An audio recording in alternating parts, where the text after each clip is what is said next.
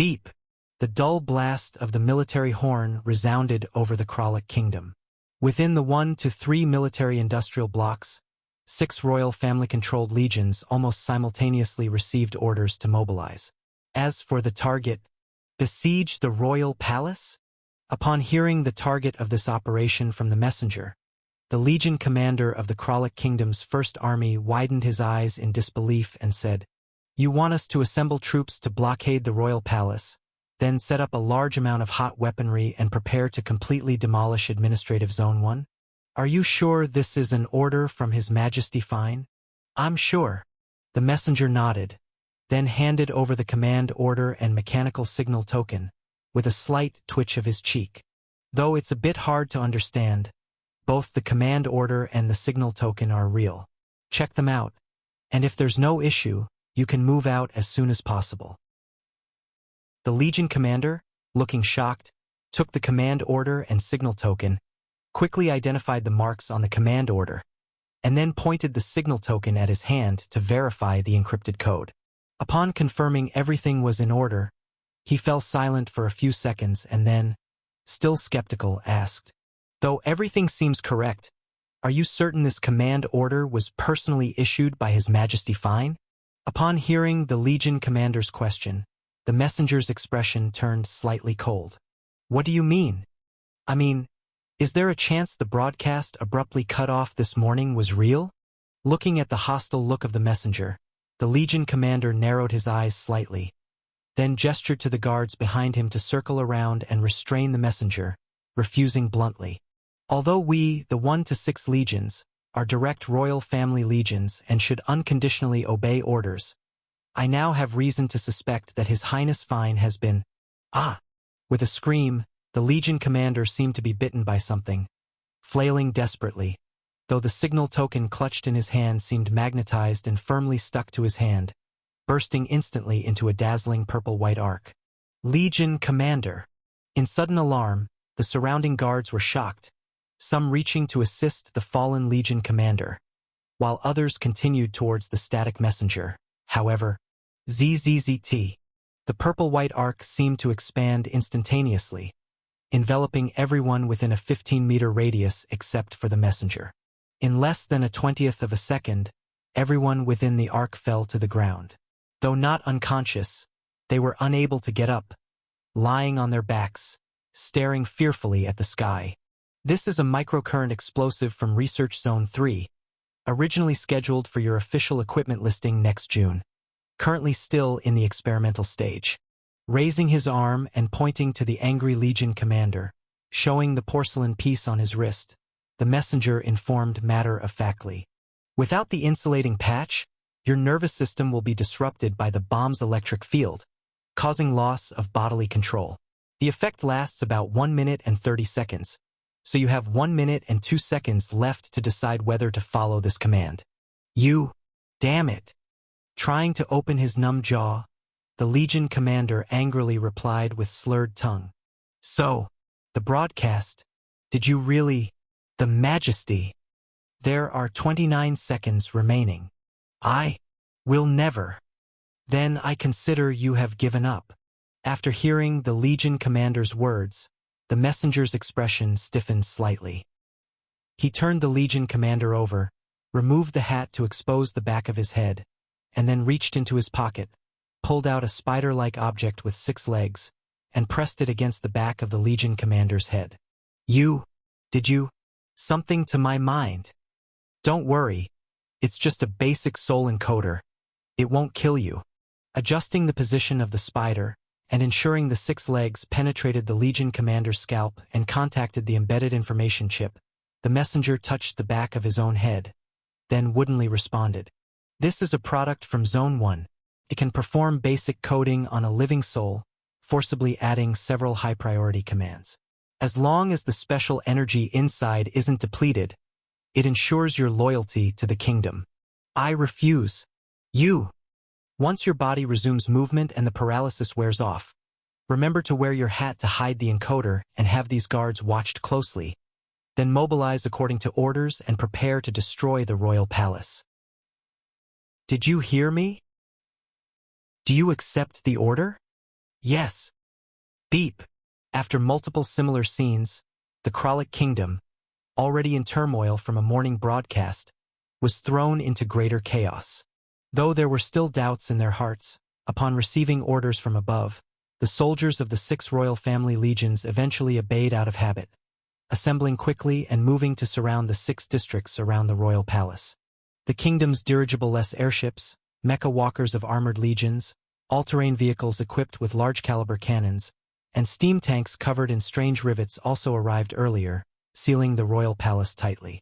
How could they be so quick? Peeking out of Leon's belly and glancing at the airships adjusting their positions to aim their side cannons at the palace, the cleaner Mona's weak soul was shocked and horrified. Wasn't Alger attacking the signal station? How could so many soldiers be mobilized? Because Senior Alger only blocked the signal station, not the entire Zone 1. Narrowing his eyes and looking far away, Leon, newly arrived at the palace gates, shook his head. Even without transmitting signals directly, they can still send people out. If not for Senior Alger, these soldiers might have arrived even faster. Then did we not do all this in vain? Hearing Leon's words, Ruben's soul also emerged, weakly asking, "We went to all that trouble attacking the broadcast building to stop him from mobilizing troops. Yet here they are now. This outcome is not too bad." Hearing this, Leon smiled. This is their territory, after all. Just a broadcast only causes some disorder. It can't pull him down entirely. Prince Andrei isn't foolish. If he didn't have control over the army, he would have been ousted before we arrived. But that's in the past. Now, by ordering the army to besiege the palace, he's essentially digging up his own roots to catch a mouse, wagering everything on the table. So long as we can endure this wave, he will be secure. That's what they say. But is it easy to hold out this round? Seeing the increasingly gathered troops in the distance, Ruben, who felt uncertain inside, wanted to ask something, but after hesitating, he finally kept silent. Indeed, reaching this level was already quite rare. After Edward's bureau was ambushed with life or death unknown, this mission could already be declared a complete failure, with almost no chance of success. But Leon, with essentially no cards to play, not only rescued the 3 from the realm of the dead, but also severely trapped Prince Andrei, shaking his foundation, forcing him to stake all on the table. He's already done exceedingly well, though the strength difference still felt significant, since everything that could be done was done. Nothing more remained but to do one's best and leave the rest to fate, taking it step by step.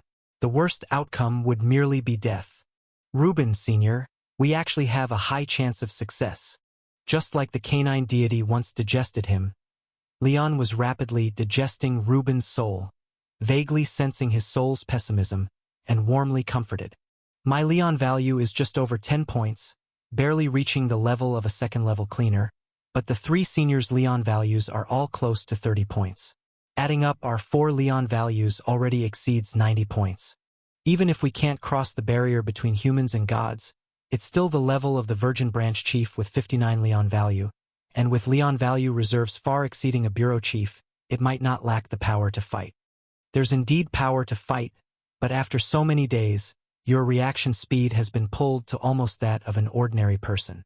Can you really guarantee your safety when facing organized armed forces? Moreover, when Chief Edward was ambushed, and his flesh was destroyed, an eye appeared in the sky, forcibly sealing his soul within the flesh. From that point of view, who knows if the opponent has other helpers. However, though he wasn't very optimistic about Leon's plan, feeling this game's winning chance wasn't high, the 3 of them were directly caught off guard in the ambush. If it weren't for Leon, they'd have no chance to even play this bad game. Ruben could only nod his head. Do your best. Next is all on you. But don't feel pressured. You've already tried your best. No, I've been struggling so long. If it's just another attempt to do my best, then wasn't my effort wasted? Upon discovering Kralik Kingdom's troops starting to form ranks, Leon pondered for a moment. Then instead of persuading, he reached out to pat the black goat's horn. Do your thing, this is what you're good at. Ah ha ha ha. Finally, it's our turn. Upon hearing Leon's words, the black goat with a sheep face full of anticipation couldn't help but tremble, first indulging in a deep breath of the battlefield's tense air, then laughing in utter joy. That's the smell. Ahahaha. Give me 5 minutes. Just 5 minutes. And I'll make them rivers of blood. Blood, damn it. You can't change this lousy habit, can you? Upon hearing the black goat's words, Leon's face darkened, and he fiercely smacked its head. What are you talking about? Have you forgotten what I told you before? Just make them lay down their weapons and start fist-fighting. Knocking each other unconscious, and that's it. No wanton killing. TSK, you brat. Will you do it? If not, I'll find someone else. Okay, we'll do it.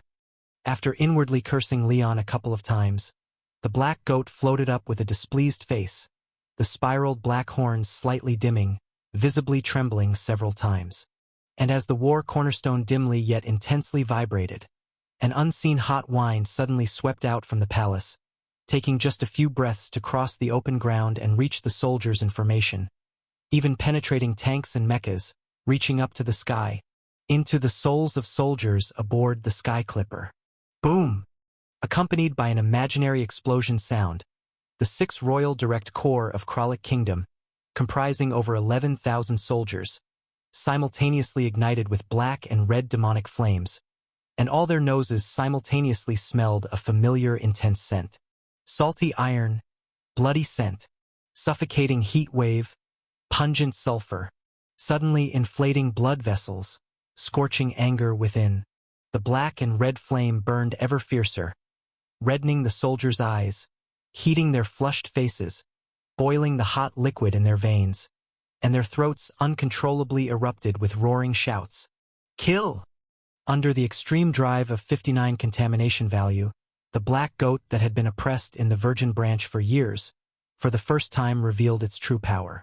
In less than a minute, the resilient souls of over 11,000 soldiers were entirely shrouded in the color of iron and blood.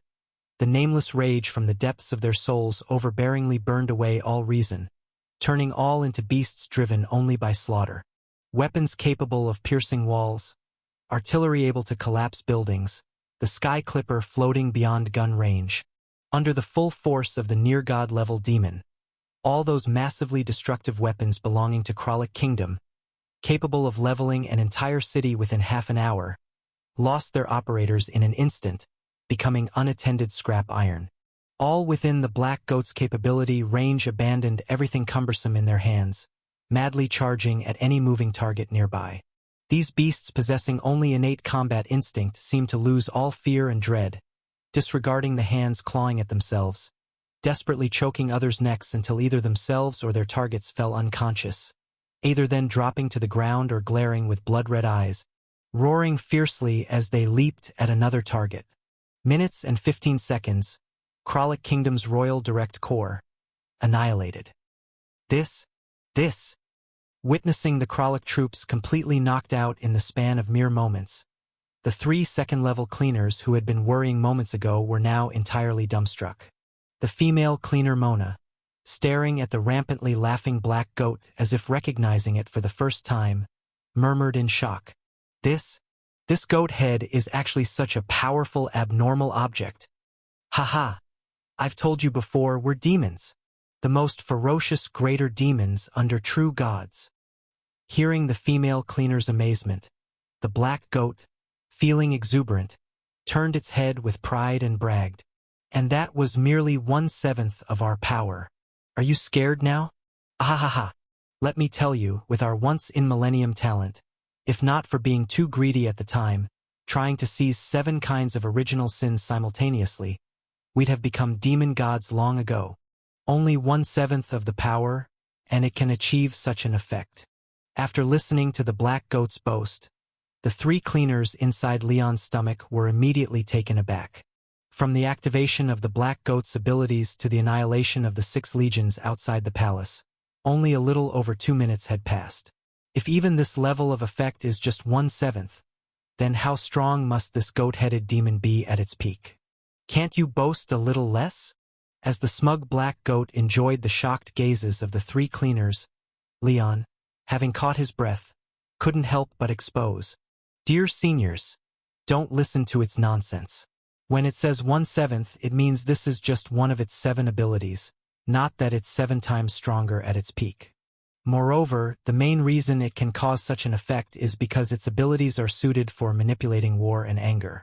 Besides, you 3 seniors provided power, temporarily boosting me to a Leon value level of 59 points. Otherwise, we are still very strong. Seeing the looks of the 3 cleaners shift from shock to understanding, the black goat felt vexed and angrily retorted. You ungrateful thing. If it weren't for me protecting you through all those times, you wouldn't even know where you'd have ended up dead. Among all those random abnormal objects in your possession, which one compares to me? I am your greatest trump card. Even if the rest of those abnormal objects were to be discarded, I still have the confidence to lead you to victory. My goodness, you really are puffed up with pride. Listening to the ever more absurd boasts of the black goat, Leon couldn't help but roll his eyes in exasperation. Truly, while the War Cornerstone is a formidable abnormal object, the reason the black goat could strike down over 10,000 soldiers in one go was primarily due to a professional match, the enhancement from 59 points of contamination value, and the strengthening effect of its gold-level Devil's Badge. To say nothing of the fact that the 59 points of contamination value alone were already quite mighty. If it were replaced with Silver Dagger of Cutting, it might even have the ability to slice through the entire block in front of the palace, causing tens of thousands of soldiers to tumble from the upper level of the kingdom to the lower. The only reason for choosing to use the black goat in the end was mainly to avoid causing injury. Furthermore, the black goat, being more professionally suited, consumed less. Yet after receiving a couple of compliments, this guy started to swell with pride again. Truly, I see. Just then, a hoarse voice echoed from afar, and the boasting black goat suddenly let out a scream, as a black long nail pierced into its forehead, causing the entire goat to wilt. In Leon's astonished gaze, a middle-aged man, dressed in a messenger's attire, pushed aside the Legion commander pressing on him. After straightening his wrinkled uniform, he smiled at Leon and said, I didn't expect a level 3 cleaner like you to possess such a powerful abnormal object. No wonder you dare to defy Prince Andre. Unfortunately, no matter how strong the abnormal object, it has weaknesses. Now that I have sealed it, the remaining 6 powers can no longer be used. You have no chance of victory.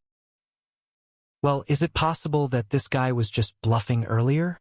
After a slight twitch at the corner of his mouth, Leon naturally would not be foolish enough to explain to the opponent. Instead, he smartly put his hand behind his back, and in the worried gaze of the 3 cleaners, he quirkily inquired, So you are? I am also a cleaner, but from the former Gemini Subbureau.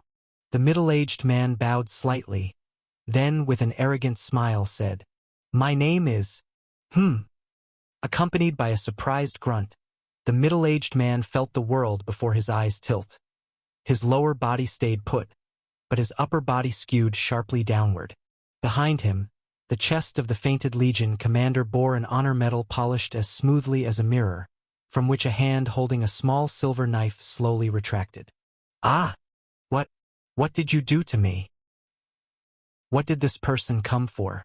Using Mirror Dog and Silver Dagger of Cutting to launch a surprise attack, Leon frowned slightly after promptly chopping down his opponent in one fell swoop. He reached out to touch the black nail on the black goat's forehead. Name: Damaged Capricorn's Secret Nail. Secret Technique: Infallible.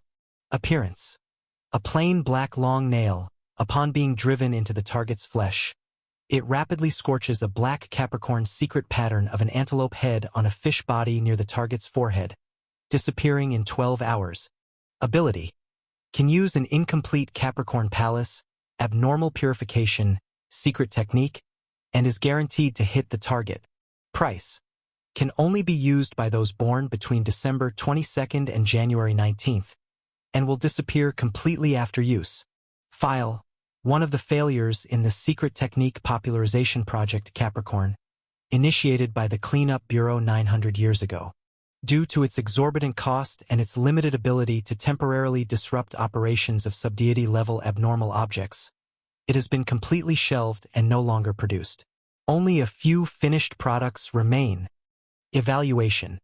An immature secret technique condensate with outstanding tactical value, yet its exorbitant cost and effect lasting only 12 hours render it insignificant. Contamination value, 0.1 hours. So the black goat can't be used in the meantime? That should roughly do it. When Leon sliced through the middle-aged man and began checking the ambushed black goat situation, Prince Andre in the number 1 research area, upon seeing the signal disappear on the instrument console, instructed that secret nail has completed its task, sealing off the target's strongest abnormal object. You may release the other cleaners now. Okay. Upon hearing Andre's words, Adify 00, seated at the instrument console, nodded and then proposed. Are just these cleaners enough? I have a batch of reserved code spiders. Would you like to control a few more legions? To coordinate with them? No need. Prince Andre shook his head and said, only the 1st to 6th legions directly under the royal family can achieve complete obedience. With the compliance of the other legions, if they are indeed sent, there's a risk they might be persuaded to mutiny temporarily, and instead attack us, creating more trouble. That's true. Adify 00 nodded in agreement, then curiously inquired, by the way, how did you know that Leon possesses an abnormal object with a large range effect on the military?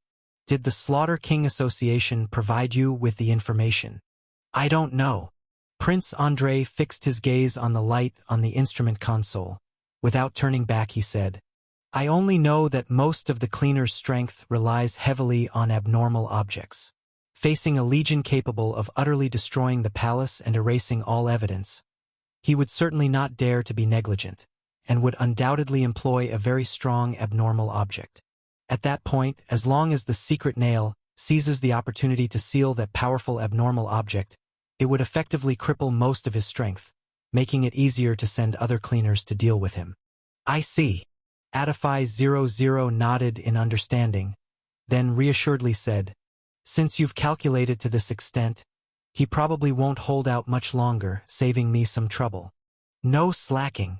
Glimpsing at her, Prince Andre replied, this Leon is peculiar, and those Gemini Subbureau cleaners might not necessarily solve him. To prevent any eventuality, you still need to proceed according to the original plan. How's it going with the Scorpio Bureau's director? Has his brain been dealt with? It's almost done. Adify 00 replied. His soul is troublesome. I've been using all my computational power until now, and I can only perform very basic encoding. Sometimes he even breaks free from control, but his brain is quite easy to handle. Even though his brain can quickly heal itself after being damaged, its structure is not much different from a normal human's. With the highest quality gel and some special components added, it's enough to trick his brain. So is it a success or not? Prince Andre frowned slightly and turned his body with a displeased expression, saying, I don't want to hear those things. Now I just want to know, if even the cleaners who went after him failed, can I send the director of the Scorpio branch to deal with him? Almost. Adify 00 smiled and said, there's no problem with the physical aspect. The main issue is the soul. If a normal person's soul is fog, then a low-level cleaner soul is cotton, and the soul of the Zodiac branch office director is the hardest diamond. Trying to control him to do your bidding is like carving flowers on a diamond. It's hard to ensure there won't be slip-ups. So it can be used, but the possibility of losing control is also high? That's right. How about this? Why don't you go find the Slaughter King Association again and see if they can help? Adify 00 suggested. When you dealt with the Scorpio branch director before, didn't they give you a hand? This time, find them again and have them help you solve that Leon. Wouldn't that work? It's not that easy. Prince Andre shook his head and said, the Cleanup Bureau's Watcher's Palace is very troublesome. They paid a huge price to barely send a small force through it and help me seal off the Scorpio branch director's soul. and repeatedly impacting the Watcher's palace in a short time is very likely to attract the cleanup bureau's attention. By then, both our situations will just become more difficult. Then there's no way. Why is there no way? No way with my limited ability. Adify00 spread her hands and said, with my technical skills, I can't fully control the Scorpio branch director's soul. I can only forcibly add some basic instructions while keeping his consciousness clear. If his emotions become too intense, the possibility of breaking free is very high. Then don't let his emotions get too intense. After glancing at Adify00, Prince Andre said, your research in the field of brain and soul is at least 100 years ahead of all the scholars in the Kralik Kingdom. Using what the Slaughter King Association provided, target and destroy part of the Scorpio director's brain to keep his emotions always indifferent. That shouldn't be too difficult for you, right? Alas, fine then. Hearing this, Adify00 nodded and then said with a somewhat regretful expression, what a pity. This is a brain of a cleaner on par with our ancestors. It's my first time getting such excellent material. But before I could study it, I have to destroy his brain first. Such a waste. Wasting it is better than being killed by an out-of-control puppet. Besides, after another glance at Adify00's face, Prince Andre stared intently and said, Adify, are you doing something behind my back? Adify00 was startled and said, my dear nephew, how could you think such a thing? If a direct answer isn't given, then it means yes. Prince Andre nodded after observing Adify00's unchanged expression, then squinted his eyes and said, if I remember correctly, you should have equipped the Secret Nail with a device for detecting souls, and Secret Nail lost contact close to the target. The detecting device should have collected the soul data of the target. Have you found anything? Yes, and it's highly valuable. Adify00 said with a smile. His soul is full of an evil scent, radical and stubborn, arrogant and greedy, with ambitions to dominate everything and madness to destroy everything. It feels even more dangerous than you. I see. Upon hearing this, Prince Andre raised an eyebrow. So, you admire him? A little bit. Pinching two fingers and making a tiny gesture, Adify00 said with a smile, since you figured it out, I won't hide it from you. In these years of being locked up by you, life has been pretty dull for me. If you bring back Philea, I suppose I'll continue being locked up, so naturally, I don't really want you to win. Plus, you didn't really gain much in your 2 encounters with him.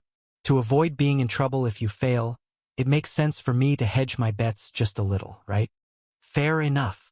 After listening to Adify00, Prince Andre nodded slightly and then said calmly, if I win, you'll be locked up until the day I die, and then I'll directly destroy you before I die. It's normal for you to want to find a way out for yourself. I won't get angry over such matters. As long as you understand. After glancing at Prince Andre's expression, Adify00 said with a smile, so aren't you curious about what I'm doing behind your back? It's not hard to guess. You cannot disobey the Scepter of Time Division's commands and can't truly betray me. So it's likely something insignificant to me but significant to them. After pondering for a moment, Prince Andre said calmly, you're informing him through those cleaners about the whereabouts of the woman captured with the Scorpio director, right? Absolutely correct. Adify00 blinked and said with a smile, and if they chose to rescue first instead of confronting you, then I've actually bought you some time to prepare your measures against them. In that sense, I've been helping you. Well, how's that? I've been good to you, right? It's decent. Glancing at Adify, Prince Andre urged, go get to work, quickly deal with the Scorpio branch director's brain. There aren't many cleaners left. I'm on it. I'm on it. Really on it. Ah! Don't come any closer. Just as the aunt and nephew plotted against each other, the battle on the other side was reaching its end. In the terrified expression of a plump female cleaner, Leon, with a wine-red face, hiccuped, grabbed a bunch of transparent fishing line, and pulled her in front of him, decisively beheading her in one swift move, and seeing the last companion being taken down. The scattered heads of 20 Gemini branch cleaners piled nearby couldn't help but emit a collective sigh of despair. We're finished. Why can't this guy die? Weren't we told his most powerful abnormal object was sealed? Why is he still so strong? Hic. After letting out another alcohol-laden hiccup, Leon bent down to pick up the head of the plump female cleaner who was screaming, and tossed it onto a pile of heads belonging to the Gemini branch cleaners. Then, with his hands on his hips and 6/10 drunk, he loudly challenged, "Anyone else? Say something. Is this all Gemini branch has?" Facing Leon, who was throwing a drunken fit, the Gemini branch cleaners couldn't help but shrink their necks and avert their eyes, with no one daring to meet Leon's gaze. They couldn't win. It was impossible to win. This was the most powerful abnormal object that had instantly destroyed 6 legions, and even with the secret nail sealing it in advance, this alleged third-level cleaner who had joined just over 3 months ago exhibited a crushing force that was utterly despairing. On the entire battlefield, as long as there was the tiniest hint of a reflective surface, a hand holding a knife could stretch out at any time, slicing a lingering cleaner in two. Even directly obliterating everything around and destroying all reflective surfaces was useless. The terrifying arm and knife light could even emerge from one's pupil and directly cut down any body that appeared within one's line of sight. As long as that silver-glowing knife cut even a hair's breadth of a nick on the body, regardless of whether there was an abnormal object protecting it, it would instantly be cleaved alive into 2 screaming, terrified remnants.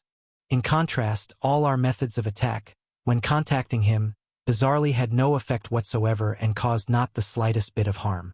Be it direct abnormal object strikes, small meteorites summoned indirectly, commanding unconscious soldiers to fire at him, or even sinister soul pollution, the result was invariably ineffective. It wasn't that his wobbly body could heal like some undying body after being injured, but rather a complete exemption from harm, outright and absurdly negating all damage. After hitting him for such a long time, not even a hair had been lost. What's the point of fighting then? Even knowing that such a powerful ability either has a damage limit that, once reached, can be breached or a time limit that will end after a while. But knowing how to do it and having the ability to do it are 2 completely different things. With our attacks failing to breach his defenses and our inability to withstand getting hit, what else can we do but wait for death? Absolutely absurd. Not just the Gemini branch cleaners, but even the 3 Scorpio branch cleaners inside Leon were stunned by his virtually undefeatable combat mode. The Gemini branch cleaners weren't weak. Each had their own exceptional main battle abnormal object, and even facing attacks from more than 50 abnormal objects at once, even if our director, Edward, came, he'd likely struggle for a bit. After all, no matter how strong a cleaner is, it's hard to cover every angle, and there are always some weaknesses that could be exploited, resulting in failure. But Leon was literally shielding absolutely nothing, just standing there taking the hits. And after each hit, a simple lift of his hand with a knife meant the attacking cleaner fell while screaming. He didn't even move from where he started as the battle progressed, not stepping a single foot.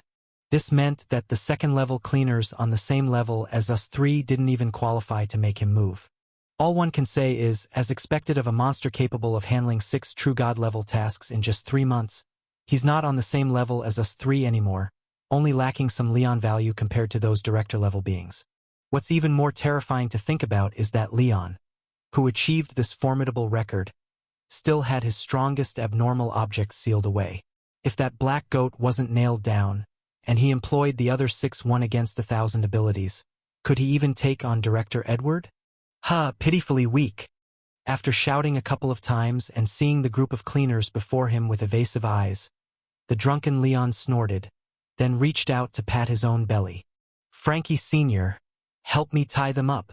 "Okay." Though Leon's address was still very polite, upon hearing his words, Frankie couldn't help but shiver slightly, as if receiving some command, and hurriedly pulled the fishing line, tying the 20-some cleaners who had been sliced to bits into a bundle, handing the line end over to Leon. Just as Leon was pulling the fishing line, intending to drag these people over, the 20-some groaning heads suddenly stopped all reactions, then abruptly straightened their necks. One head spoke with a vacant expression. Mr. Leon, are you interested in talking with me? Question mark. Upon hearing this cleaner's inquiry, Leon raised an eyebrow and, after pondering a bit, responded somewhat uncertainly. Are you the one controlling these cleaners? Yes. The first speaking head remained silent, while another head moved a bit, then grinned slightly. My name is Adify00, you can just call me Adify. Adify00. Upon hearing what Adify00 said, Leon, in his immortal in liquor state with a not-so-clear mind, frowned and directly asked, Who are you? And what is your relation to Adify01? I am the first test subject of soul encoding technology, also the creator of Adify01. As for my specific identity, I used to be a former member of the Kralik royal family. I'm Andre's aunt, and the Philea you captured counts as my niece. Andre's aunt? Meaning she preceded Philea and was the first to be turned into an intelligent machine? Leon fell silent for a moment upon hearing this and then proceeded to ask, What do you want to talk about? It's actually nothing much, just a heads up. Glancing around the surrounding situation, another cleaner head said, You're a bit stronger than I anticipated, and although Andre has other cards up his sleeve, my calculations show that his win rate against you is roughly 30 to 70. So to avoid you choosing to settle accounts with me after you win over him, I wanted to specially give you this notice. Why 30 to 70? Upon hearing this, Leon did not respond immediately, while Mona, the female cleaner in his belly, couldn't help but poke her head out and asked with a puzzled expression. The royal family's direct legion is gone, and the controlled Gemini branch cleaners are also defeated. How can your win rate still be 30%? Not so. Looking in surprise at the female cleaner's soul, the fourth cleaner shook his head and smilingly explained. Andre's win rate is 70%, your win rate, however, is 30. As for the reason, don't ask. I'm still under Andre's control, and if I were to truly betray him, it would result in me being forcibly shut down. After letting out an unfortunate sigh, the fifth cleaner head, with an earnest face, said, Good luck. You must push Andre to the brink, or I will surely be in trouble. In this Adify odds calculation, does Andre Prince still have a 70% chance of winning? After glancing at Adify00, who was speaking through the cleaner's head, it was hard to tell if it was true or just boasting. Leon pondered slightly, then squinted and said, Let's assume everything you're saying is true. Then, since you and Andre Prince aren't on the same page and don't want him to win, how do you plan on helping us? Will you turn against him as soon as I charge into the number 1 research zone? That's impossible. The sixth cleaner's head shook and said, During the Soul Code experiment, to gain fine support, I had to add a top priority command to the underlying Soul Code of all Adify, requiring all Soul Code receptors not to defy the commands of the Scepter of Time Division holder. Scepter of Time Division? The Scepter of Time Division is a pair of abnormal objects passed down in our Kralik kingdom, possessing the unique ability to confuse time perception. Adify00 explained. The person chosen by the Scepter of Time will have their 1 hour feel as short as a minute, while the person chosen by the Scepter of Division will have their 1 minute feel as long as an hour. Time-based abnormal object? That's not what it means. For example, the Scepter of Time held by every king only makes 1 hour seem like a minute, and doesn't actually turn 1 hour into a minute.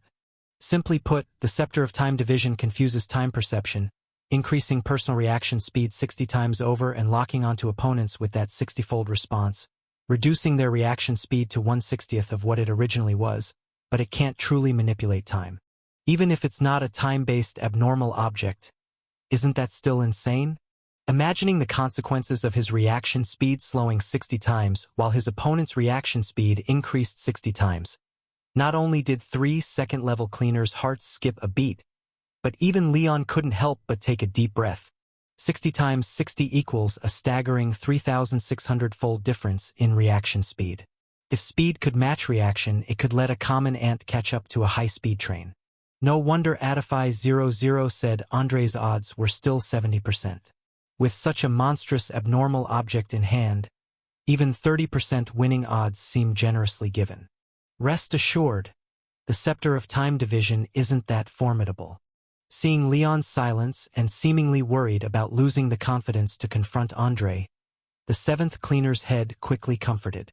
These two scepters can only be used by members of the Kralik royal family, and they consume a lot of energy, approximately 1 Leon value per minute of effect.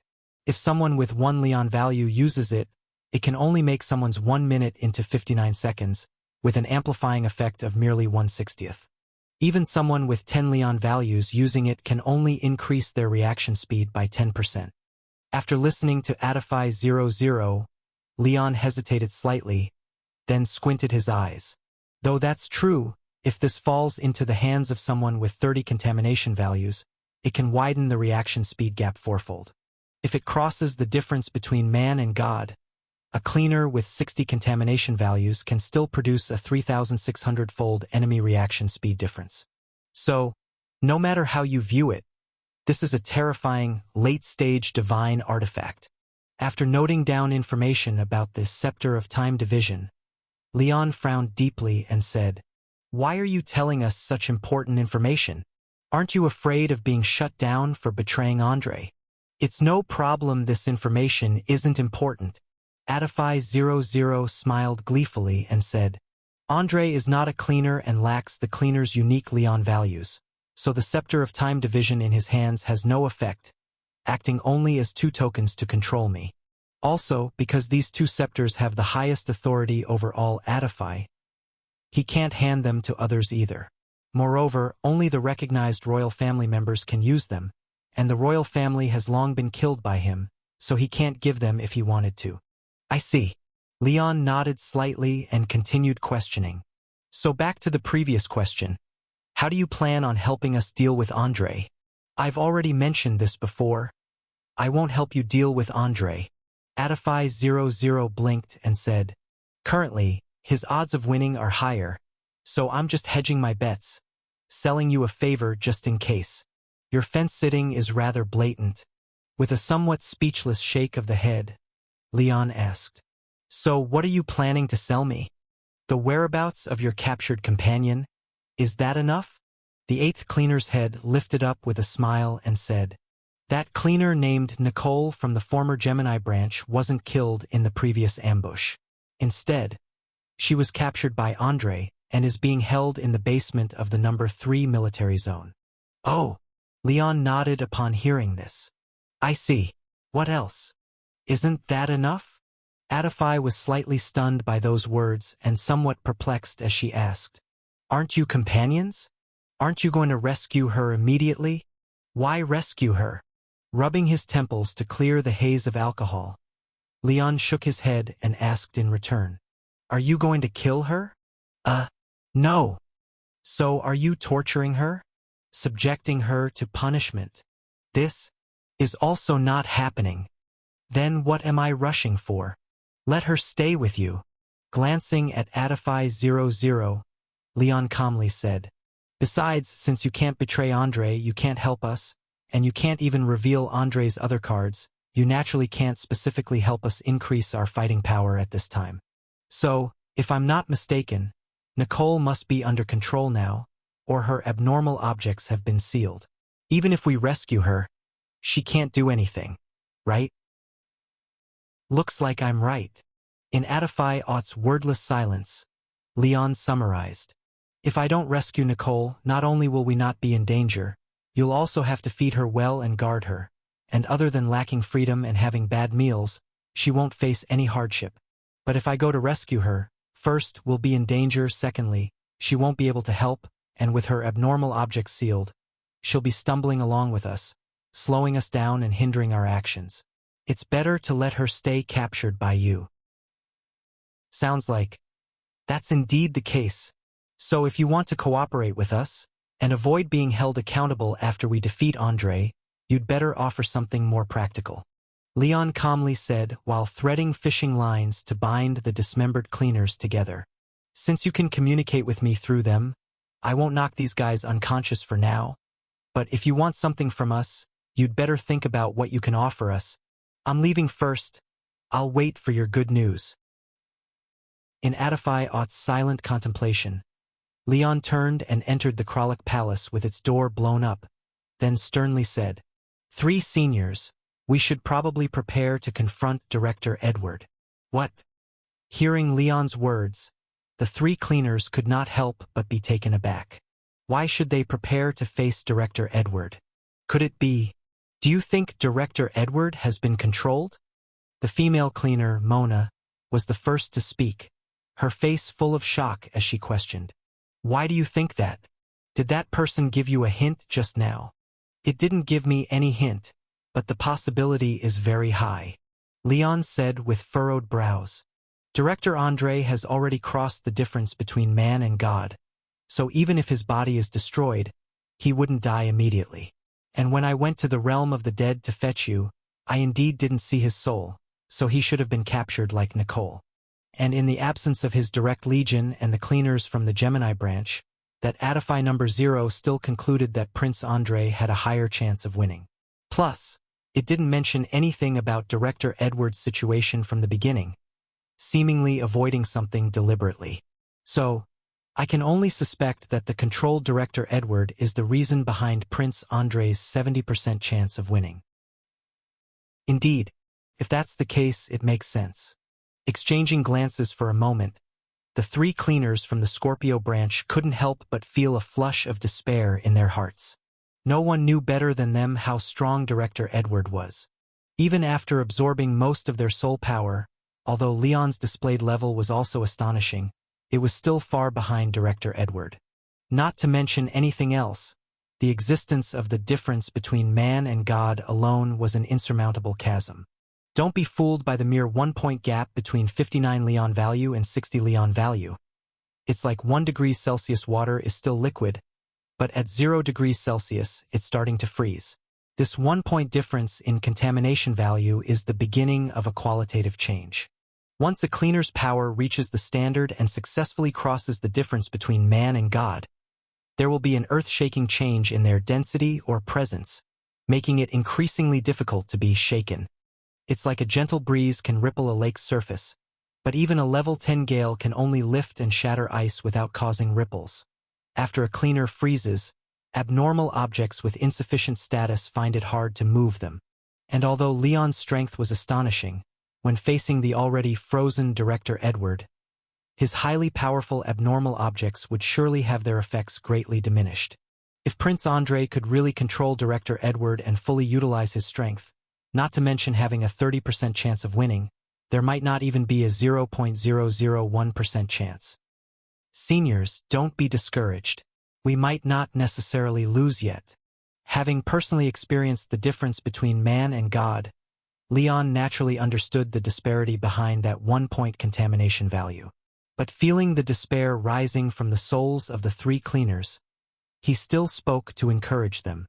If they could really fully control Director Edward and let him exert his full strength, then that Adifai number 0 would not have come to greet us, so the control method must be imperfect.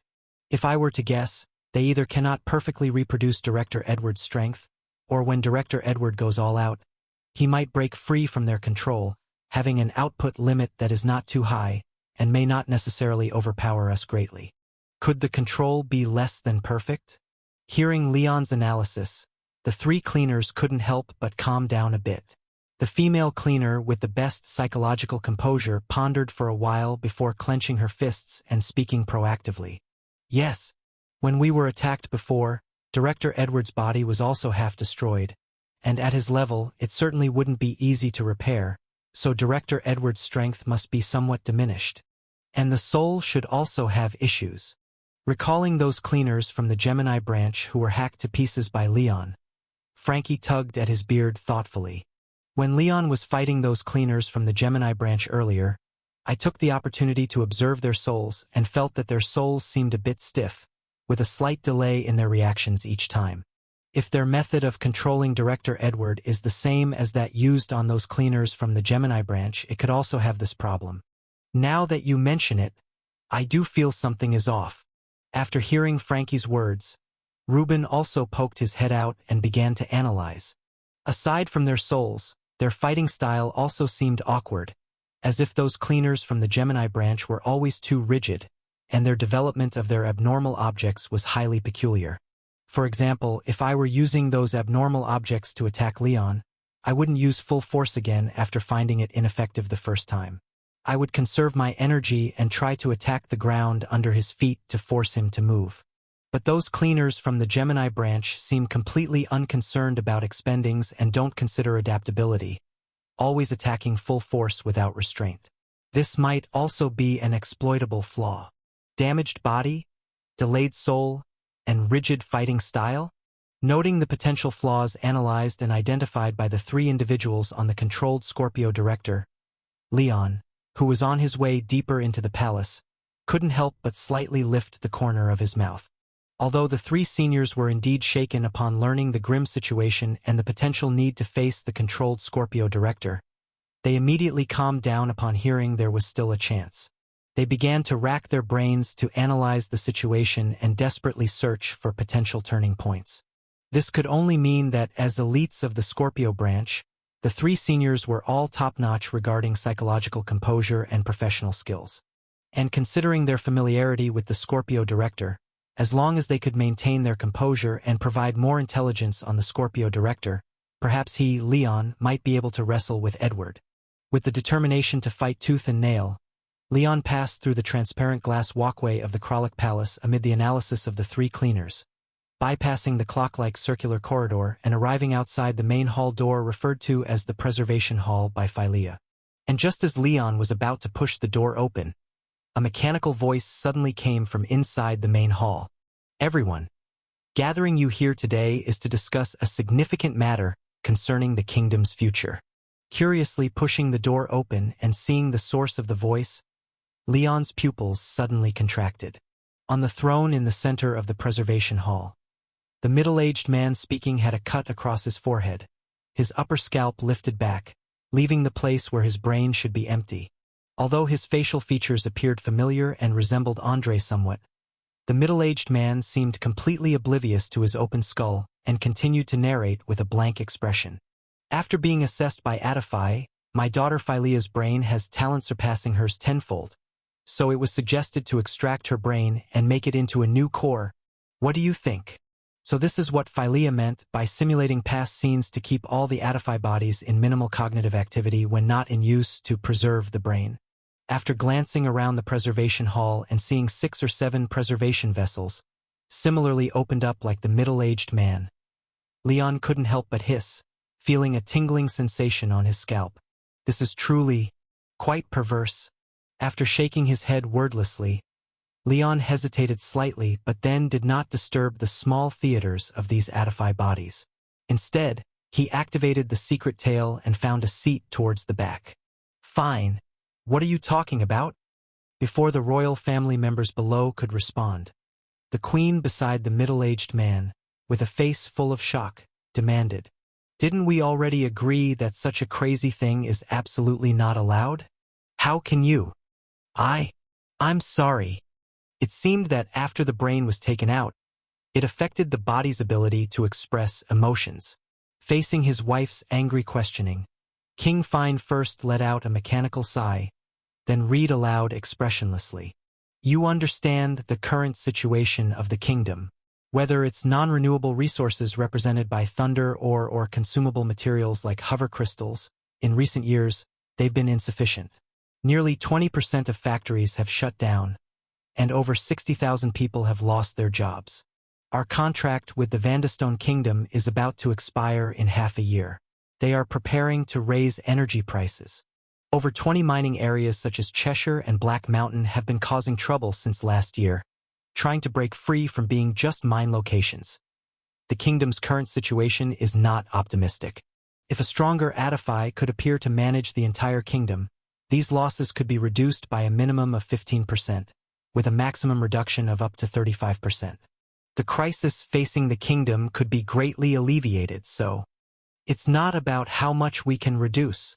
The queen interrupted the middle-aged man's explanation, angrily scolding. "Philea is our daughter. She's just a teenager. How can you say such heartless things as a father?" Besides being Philea's father, I'm also the king of the Kralik kingdom, and although Philea is just a child, she is also the princess of the Kralik kingdom. Lowering the open skull slightly, King Fine continued in a seemingly pained voice. Whatever a person gains from their identity, they must bear the corresponding cost. I've enjoyed the authority brought by being king, and so I must bear the responsibility of maintaining the kingdom. Philea has enjoyed the benefits of being a princess, so she too has the responsibility to bear with that identity. She's still a child. What do you want her to bear?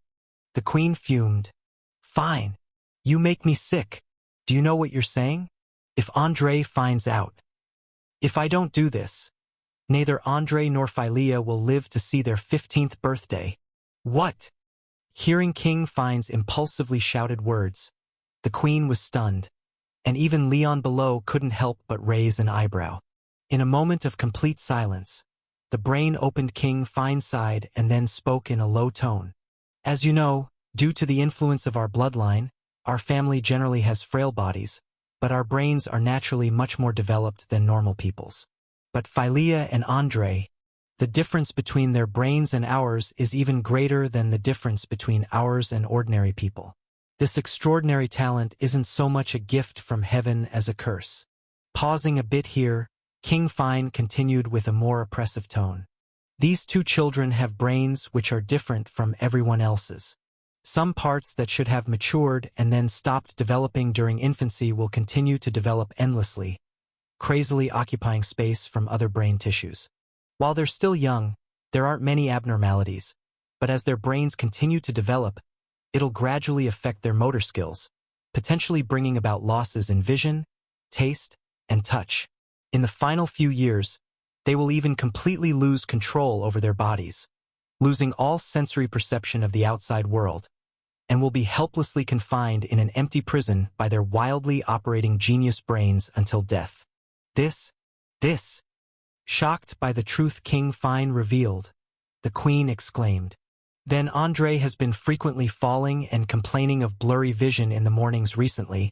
Is that because? Yes. King Fine nodded. Andre's brain is gradually becoming overloaded, and there's no way Adify at its current capacity could sort out his brain, which is 100 times more complex than usual, but Philea could. So the choice now is either to do nothing and watch both children little by little, or to choose to sacrifice Philea to give Andre a chance to grow up healthy. Oh my God! Learning the truth of the matter, the queen's eyes instantly reddened, and she sobbed softly. Why must we make such a cruel choice?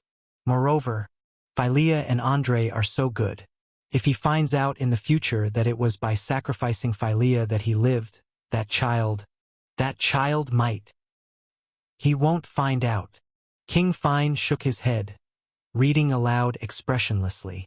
As I initially said, the decision to sacrifice Philea is mine alone as her father, moved by Adify to save the declining kingdom, having nothing to do with Andre. Everyone. At this point, King Fine made a gesture of removing his crown, then bowed profoundly to the silent audience below. When I make this decision, I ask that you not stop me and keep it a secret, never allowing Andre to know what happened today. After a long silence, one of the Adify bodies below, a white-haired old man, sighed and nodded slightly. Fine. It has been hard on you. After the elder's statement, for more older royal family members nodded in succession. There's really nothing else we can do. Sigh. Even saving one child is good. But Andre might hate you for life. How about this? Let's say it was us who forced you to do it, and that you agreed because of the pressure from us elders. Would that be a bit better? Well then, you sure handled this. Upon hearing this, Leon couldn't help but stand up and glance at the last elder who made the suggestion. No wonder Andre harbors such resentment, wiping out all the royal family members in one go. If I'm not mistaken, this single sentence probably led to the extermination of the entire Kralik royal family. At this moment, the queen, who was crying bitterly in the front, suddenly sat up straight and smiled familiarly at Leon. Mr. Leon. With her hands clasped at her abdomen, returning to her original graceful posture, the Kralik Queen, or rather Adify 00, using the Queen's body, smiled and inquired, "I wonder if this piece of history has satisfied you?" "So that's how it is." Looking at Adify 00, who had taken over the Queen's body, Leon couldn't help but flash a look of understanding in his eyes. "No wonder I've been so lucky.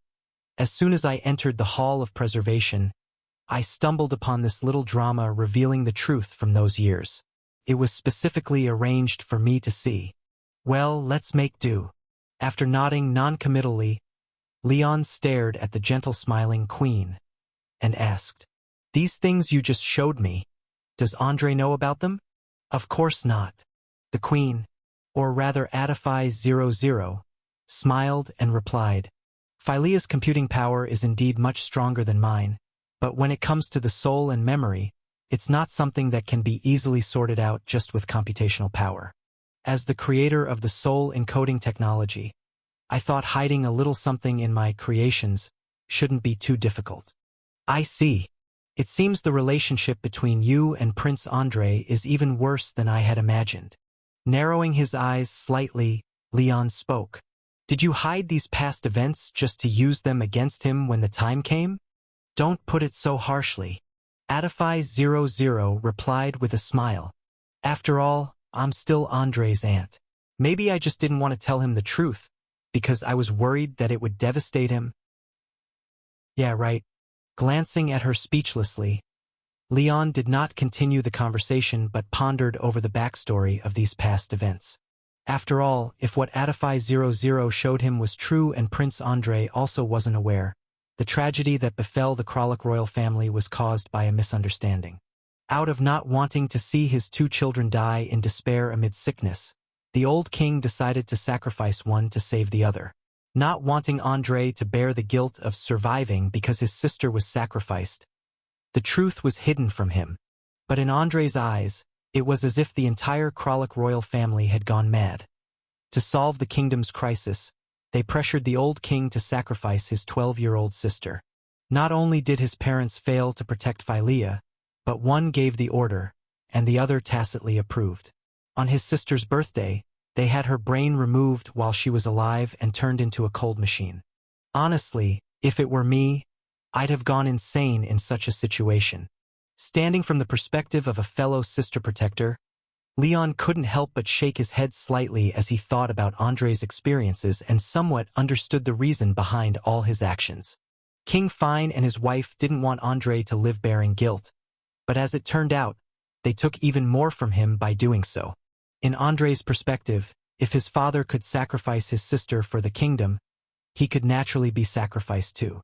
Thus, everything from the past became a web of lies, and the happier his life originally was, the deeper the pain.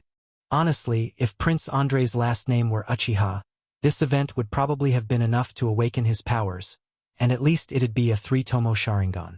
Being stuck with such a disastrous affair, who wouldn't flip out? But understanding aside, given the current situation, if I can use this information against Andre, I should absolutely use it without hesitation. Sympathy and understanding are matters for after the fact. After dragging him out of research area number 1 and stripping him of all resistance, there will be plenty of time to sympathize with him. As for whether this information can actually be used against Prince Andre, it can. If Prince Andre truly knows nothing about this, then exposing this truth from back then could indeed cause him significant psychological harm, but the outcome might not necessarily be in our favor. Considering that the ancestors of Kralik's royal family were very strong cleaners, it's not unlikely that Prince Andre, after suffering a mental blow, could create an abnormal object like Joshua did in the future. If he doesn't mentally collapse and surrender, but instead starts to go insane upon insane, erupting into a frenzy, then I would only be hitting myself. Rashly exposing the truth to Prince Andre might not be a good thing, and this information isn't as valuable as it seems. However, it might not be entirely valueless either. At this thought, Leon glanced at the Queen in front of him, and then took the initiative to ask, "Atifi, I'll just call you Adify. There's something I'm very curious about, and I wonder if you can answer me." "Go ahead, but whether I can answer depends on what you're asking. If you're asking about Andre's trump card, I definitely can't tell you. Don't worry, I'm not asking about his trump card. What I want to know is about what happened back then. Staring into the Queen's emerald green eyes, just like Philea's, Leon spoke each word clearly. Did Andre and Philea really fall ill back then? What do you mean? After a brief moment of silence, the smile on the Queen's lips faintly disappeared, and she frowned. I've just shown you what happened back then. Apart from the fact that Fine's actions were simulated by me because his brain was removed, all memories related to these events are from their own minds. I don't have the capability to falsify in that aspect. I'm not doubting your fabrications. Leon shook his head upon hearing this, pressing on. I'm questioning whether the message King Fine received back then was true or not. Can you please tell me, were Andre and Philea really sick back then, with no choice but to sacrifice one to save the other? Or did someone secretly manipulate things to create a mind machina 10 times smarter than themselves? You're suspecting that I fabricated their illness? Upon hearing Leon's words, the Queen's expression turned slightly cold, and she replied with hostility. Stop with the wild imagination. Our Kralik Kingdom has deep research into the brain, with over 300 scholars having made contributions. If I had tampered with something, wouldn't Fine have sought others for confirmation? There are many scholars who understand the brain, but you were the only mind machina at that time, and given that the brains of your royal family differ greatly from ordinary people, those scholars might not have seen through any deception. Looking at the Queen, who was glaring daggers at him, with implicit anger in her expression, Leon concluded, So in this matter, the possibility that you tampered isn't zero, am I right? Of course, maybe I could put it more bluntly. Leon slowed his speech, looking at her as he continued. The important thing isn't what the truth is, but what Prince Andre is more willing to believe. One side is that he, due to a misunderstanding, slaughtered his family and kin with his own hands, making himself the greatest mistake, not knowing who to seek revenge on. And the other side is someone manipulating from the shadows, deliberately using him to create this tragedy, with a mastermind to target for revenge. Which do you think he's more willing to believe? It would surely be the second one, and if Andre learned of this truth, he might immediately destroy me. Looking at the aggressive Leon in front of her, the Queen's previous jesting and ease had completely vanished. Regretting the initiative to contact Leon, she couldn't help but frown and ask, What exactly do you want by saying all this? Of course, I want to cooperate with you in a deeper way. Leon replied without changing his expression. What I want isn't a fence-sitter but your more thorough and unreserved support. Adify, you wouldn't want your good nephew to learn the truth about that matter back then, right? Watching Leon fabricate a handle out of thin air, then use this newly crafted handle to ruthlessly threaten him. Adify 00's brain, miles away, throbbed painfully. This person seems even more troublesome than Andre. I must have been out of my mind to think about greeting him before. After cursing twice in his mind, Adify 00, with a gloomy face filled with frustration, said, I've already told you, between you and Andre, I prefer you to win. Even if you don't do such things. If I don't do such things, you'll continue to be indecisive and never truly put your all into helping us. Interrupting Adify 00, Leon confidently said, Besides, as the creator of Adify 01, you haven't been destroyed by Andre due to his anger, which proves that you're useful to him and possibly irreplaceable. So, before this, even if we couldn't subdue Andre, you wouldn't really be destroyed by him. At most, you'd live an average life, you have a way out with him. But now it's different. At this point, Leon reached into his pocket, fished out an ear whose end frayed into numerous threads, and waved it in front of Adify 00. This is Senior Alois' ear. He has been eavesdropping on all our previous conversations. As Adify 00's expression drastically changed, Leon calmly stated, Senior Alois won't participate in the following matters. He will try to stay away. If we lose to Andre, he will immediately report everything he heard to him, word for word. In other words, if we win, you might be safe, but if we lose, you will surely die. So how to proceed next, I shouldn't need to teach you, right? Seriously, I just wanted to say hello. How did I end up wrapped in chains, tightly bound to the front of his war chariot? Hearing Leon's blatant threat, Adifai couldn't help but bite her lip in frustration. Then, taking a deep breath, she said with an unfriendly expression, "That's what you say, but as I mentioned before, my control is all in Andre's hands. If I do anything against him, I'd be shut down immediately, so you can assist me in doing things without directly betraying him." Leon stared at Adifai 00 and demanded, "Tell me first what commands he issued to you. Not to disclose unfavorable information about him? Not to reveal his trump cards?" His phrasing is a bit different, but both of these do exist. Adifai replied helplessly, "Besides that, I must constantly monitor, and if I find any potential targets likely to be yours attempting to leave the Kralik Kingdom, I'm to cover them with heavy firepower and bomb them until they're completely eradicated. Thank goodness I didn't run at that time, or else I'd probably be bombarded all the way through. I might survive with Immortal of Liquor, but the others certainly wouldn't make it." After pondering for a moment, Leon asked, "So he didn't order you to report on the situation of the Kralik Kingdom to him, right?" "He didn't." Adifai 00 shook her head. "Andre's brain isn't skilled at handling information. The Kralik Kingdom might be small, but it's still a country with numerous daily events. He can't manage them all." "All right." Leon raised an eyebrow and said, "Because of the morning broadcast, Andre is now huddled up in Research Zone 1, unable to come out, so he basically can't receive outside information. You're his only channel to learn about external news. Am I right?" "That's correct." "Then it's simple." Leon nodded in agreement and, while rummaging through the mirrored world, instructed, "Aren't the districts of the Kralik Kingdom mobile? Without moving Research Zone 1, shift the other districts, trying to position Research Zone 1 near the edge. Are you planning to head straight for Zone 1 and attack Andre directly? Who knows?" Without having true control over Adifai 00, Leon wouldn't be foolish enough to reveal his entire plan.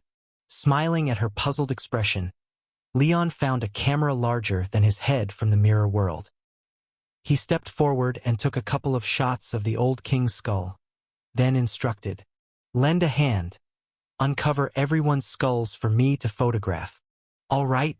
Faced with Leon's request, Adifai 00, being blackmailed, had no choice but to comply. Soon, under her control, all the subbodies in the preservation hall raised their hands, pressing the mechanism under the back of their heads, flipping up the cover-like top half of their skulls, exposing the delicate brains within, encased in transparent gel. The sight made one's scalp tingle instinctively. "Are you planning to send these photos out to completely confirm the morning's broadcast?" Watching Leon, armed with a camera acquired who knows where, snapping vigorously at the Adifai subbodies in the preservation hall, Adifai 00 pondered for a moment before suggesting, "If that's the case, I can easily control their expressions. Would you like me to adjust them, make their expressions more painful and despairing?" "No need." Without hesitation, Leon refused Adifai 00's suggestion and continued shooting while answering casually. "While an expression of pain and despair isn't bad, it only scares people. Though the impact is decent now, once turned into static photos, the effect is just barely passable. On the other hand, their current numb and dazed look, staring at the camera like puppets, eerily human yet not human, can make one's skin crawl at a glance, sending chills from the heart outward." "Oh, right." Upon saying this, Leon paused his photography and, after examining the surroundings with a frown, demanded, "The lighting is a bit too bright. Replace this batch with dimmer lights, preferably the cold, bluish kind that makes faces look ghostly pale. Once that's done, adjust the lights and people's angles. Make sure they tilt their heads slightly, shading the lower half of their faces diagonally in shadows to highlight those dull, dead eyes. Yes, that's the feeling." Seriously, how is a pampered prince so skilled at such tasks? watching Leon after adjusting the setup, snapping vigorously in the now eerier preservation hall. The exposed brains of the Adify subbodies as his focus, Adify 00 couldn't help but twitch at the corners of her mouth. She then ground her teeth and stomped a foot before voluntarily offering. I also have evidence of Andre controlling the Army Corps commanders. Want to take some shots of that too? Yes. Risking death to reveal the truth. Why did Prince Andre shell the palace? Prince Andre seeks to control all citizens through new technology. The broadcast is true. The royal family members have all been killed. Shocking. Prince Andre did such a thing to his own family. Looking at the shocking headlines posted outside the roadside newsstands, the citizens who were already somewhat suspicious instantly became completely agitated. The content of the broadcast turned out to be true. Prince Andre really betrayed the kingdom. Standing by the roadside, a bespectacled, scholarly-looking citizen read through the article risking death to reveal, "Shell the palace?" and couldn't help but fall into shock. In order to cover up the truth, Prince Andre not only sent troops to attack Princess Philia, but also blew up the broadcast building and even directly attacked the palace. If it were just a written report, it might be difficult to convince people, but seeing the photos occupying more than half of the newspaper's pages, showing the mechanical army advancing toward the palace, the scholarly-looking citizen couldn't hold it together, instinctively adjusting his glasses, murmuring with shock, This is too crazy. How can His Highness Andre do this? Heh! The real madness is yet to come." Hearing the scholarly citizen's mutterings, another middle-aged man standing by the road reading the paper glanced at the headline in his hand and couldn't help but sneer. He then handed over his newspaper, pointing at a series of 6 photographs. "Look at this. This is truly insane. Question mark." The scholarly citizen glanced at the middle-aged man who suddenly spoke to him in confusion, took the newspaper somewhat dazedly, and looked at the headline picture the middle-aged man was pointing to, his eyes widening in shock. The 6 dimly colored photos showed the backs of heads of 6 different men of varying sizes, and the only commonality between these 6 backs of heads was that each had a metallic mechanical spider perched on it. The 6 legs of these mechanical spiders, like sharp chisels, had broken through the thin layer of skin on the backs of the heads, with their sharp tips vaguely digging into the skulls, as if sucking something firmly lodged in place. After hurriedly scanning the content of the report, the scholarly citizen quivered and said, "Is this the method mentioned in the broadcast that controls people's thoughts? Did Research District Number 1 really develop a technology to turn people into puppets? What else?" The middle-aged man replied through gritted teeth with a face full of apprehension. "Haven't you seen the photos? How can they be fake? Maybe they're staged."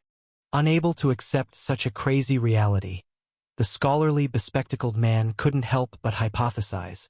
"I see these people are all unconscious. What if these mechanical spiders were put on them afterward to frame His Highness Andre? Isn't that a possibility? Teske, you're just nitpicking." Faced with the bespectacled man's hypothesis, the middle-aged man couldn't help but curse before pulling out another newspaper and shoving it into his hands, angrily exclaiming, "Those might be staged, but see if this is staged."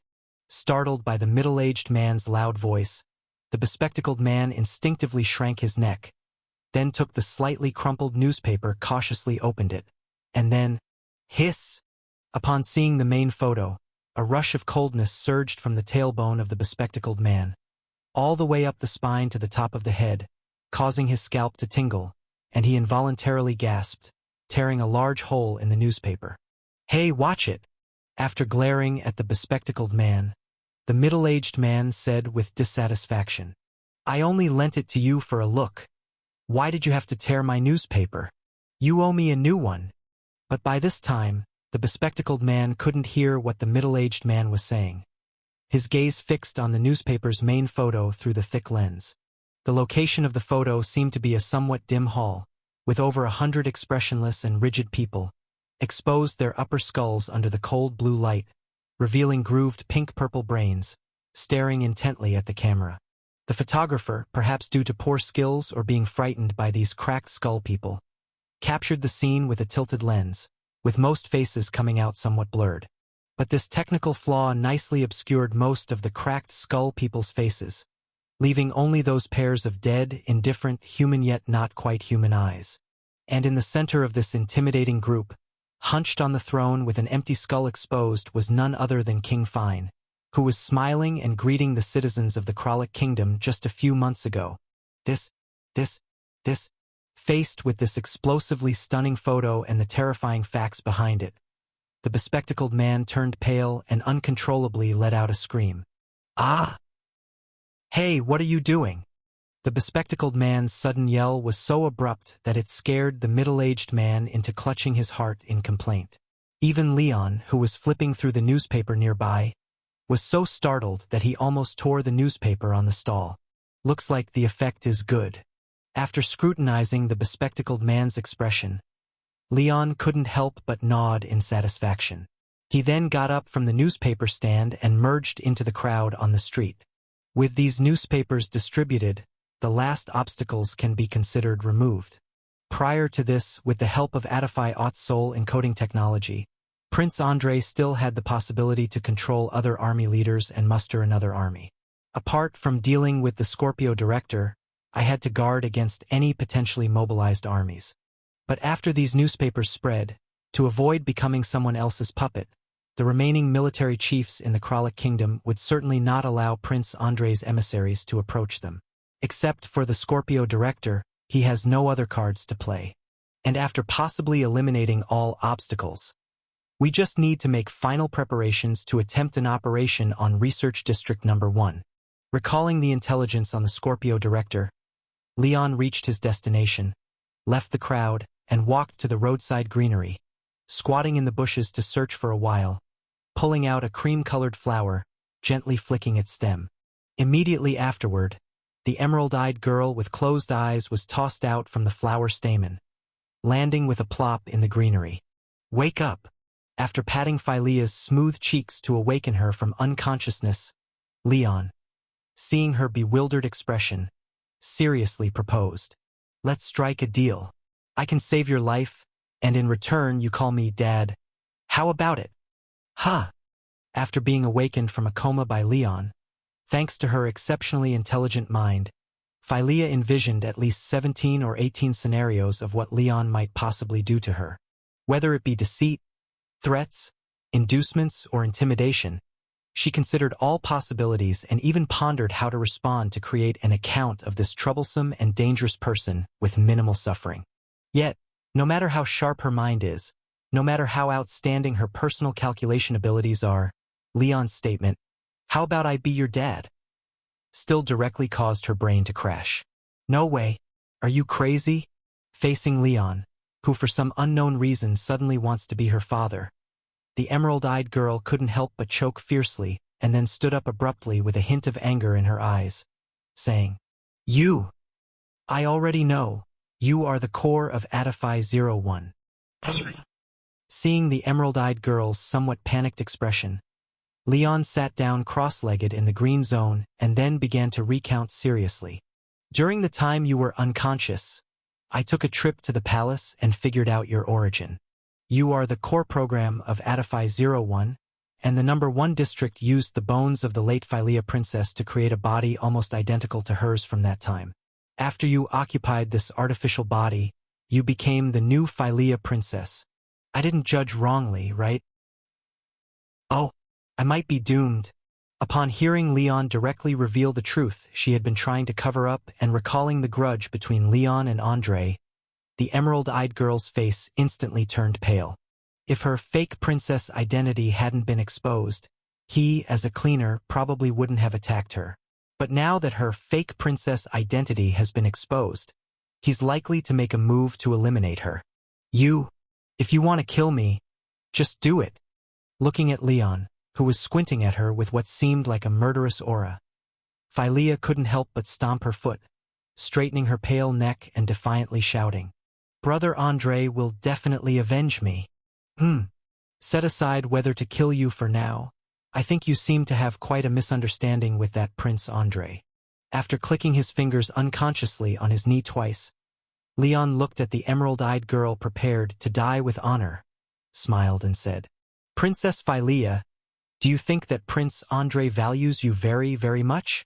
"Of course."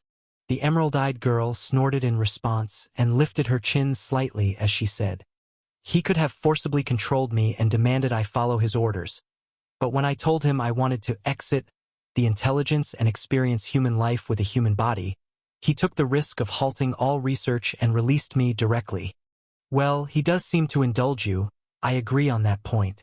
Nodding noncommittally, Leon gave a meaningful reminder. "But do you know that he has already tried to kill you twice?" Upon hearing Leon's words, Phylea couldn't help but tremble all over and then glared back angrily. "That's nonsense. Brother Andre couldn't possibly—" Hold on to this." After tossing the black goat into the emerald-eyed girl's arms, Leon said, "Its core abilities are sealed, but as observing souls is a great demon's gift, it should still be functional. If I bear the consumption, you should be able to use it to see the state of my soul." Pointing to his own head, Leon continued to explain to the confused-looking Phylea, "Remember, if what I'm saying is true, my soul will remain calm without any big fluctuations. But if I lie, my soul will ripple and produce a mother-of-pearl-like diagonal shallow texture. Or maybe it'll look like spiked fish scales, which is usually not so good. While if my soul remains mostly calm, it'll prove what I'm saying is true. So, you want to use this thing to make me believe that Brother Andre plans to kill me?" Quickly grasping Leon's intent, the emerald-eyed girl stroked the black goat in her arms and said skeptically, "But this ugly thing is your abnormal object. How can I know if its effects match what you claim?" "Screw you." Before Leon could respond, the black goat, in the emerald-eyed girl's embrace, opened its mouth and cursed angrily. "You're the ugly thing, your whole family is the ugly thing. I'm damn handsome. Back when I was a great demon, these horns of mine charmed countless enchanting demons. Do you have any taste whatsoever, young lady?" Shocked by the black goat suddenly cursing, the beautiful emerald-eyed girl breathed heavily a couple of times, and then she frowned with her exquisite little face. "This goat is disgusting. You're looking for trouble, aren't you? All right, get to work first."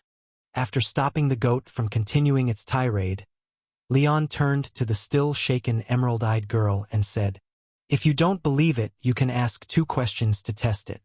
See how my soul reacts and then compare it to know." "Okay then." After hearing Leon's proposed testing method, Princess Phylea hesitated for a moment and then tentatively asked, "Are you a pervert?" "I am not." "Your soul didn't move." Glancing at Leon's soul, the emerald-eyed girl suddenly shrank back, looked at him suspiciously, and said, "You're lying. This thing's effects don't match what you said." "SK, I really should have let the black goat curse you out properly just now." After clicking his tongue in annoyance, Leon asked back darkly, "Is it possible that I really am not a pervert?" "Impossible." Faced with Leon's return question, the emerald-eyed girl refuted without hesitation.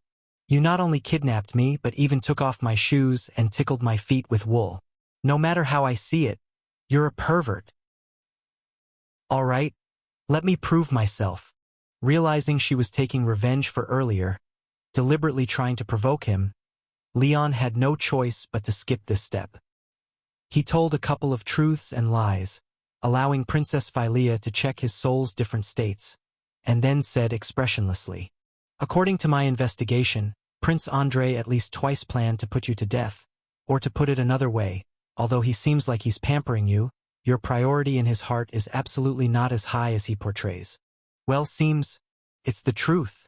Seeing Leon's soul remain calm, the emerald-eyed girl's expression stilled a bit, and then said somewhat unwillingly, "Where's the evidence? This ugly goat's ability can only prove you think so genuinely, but cannot prove the things you've investigated are the truth. The biggest evidence is his attack on the Scorpio Bureau chief." Leon said calmly. To ambush Chief Edward and the others, Prince Andre mobilized a total of 11 Corps weapons, with over 200 heavy weapons, and in less than half a second, he leveled an entire block. But just less than an hour before that, Chief Edward handed you over to me, so he's absolutely impossible to know you weren't with Chief Scorpio and Nicole and them. In his information, I should have taken you to converge with Chief Edward. Pausing slightly at this point, Leon said to the drastically changed expression emerald-eyed girl, "So why does your brother Andre think he can unleash such force capable of leveling a whole block in half a second, putting Chief Edward in mortal danger, without assuming you might get killed too? Yeah, knowing that I've been taken hostage and unable to confirm whether I'm within the target range, just ordering a scorched earth bombardment, isn't that saying he truly wants to kill me? It seems you've figured it out."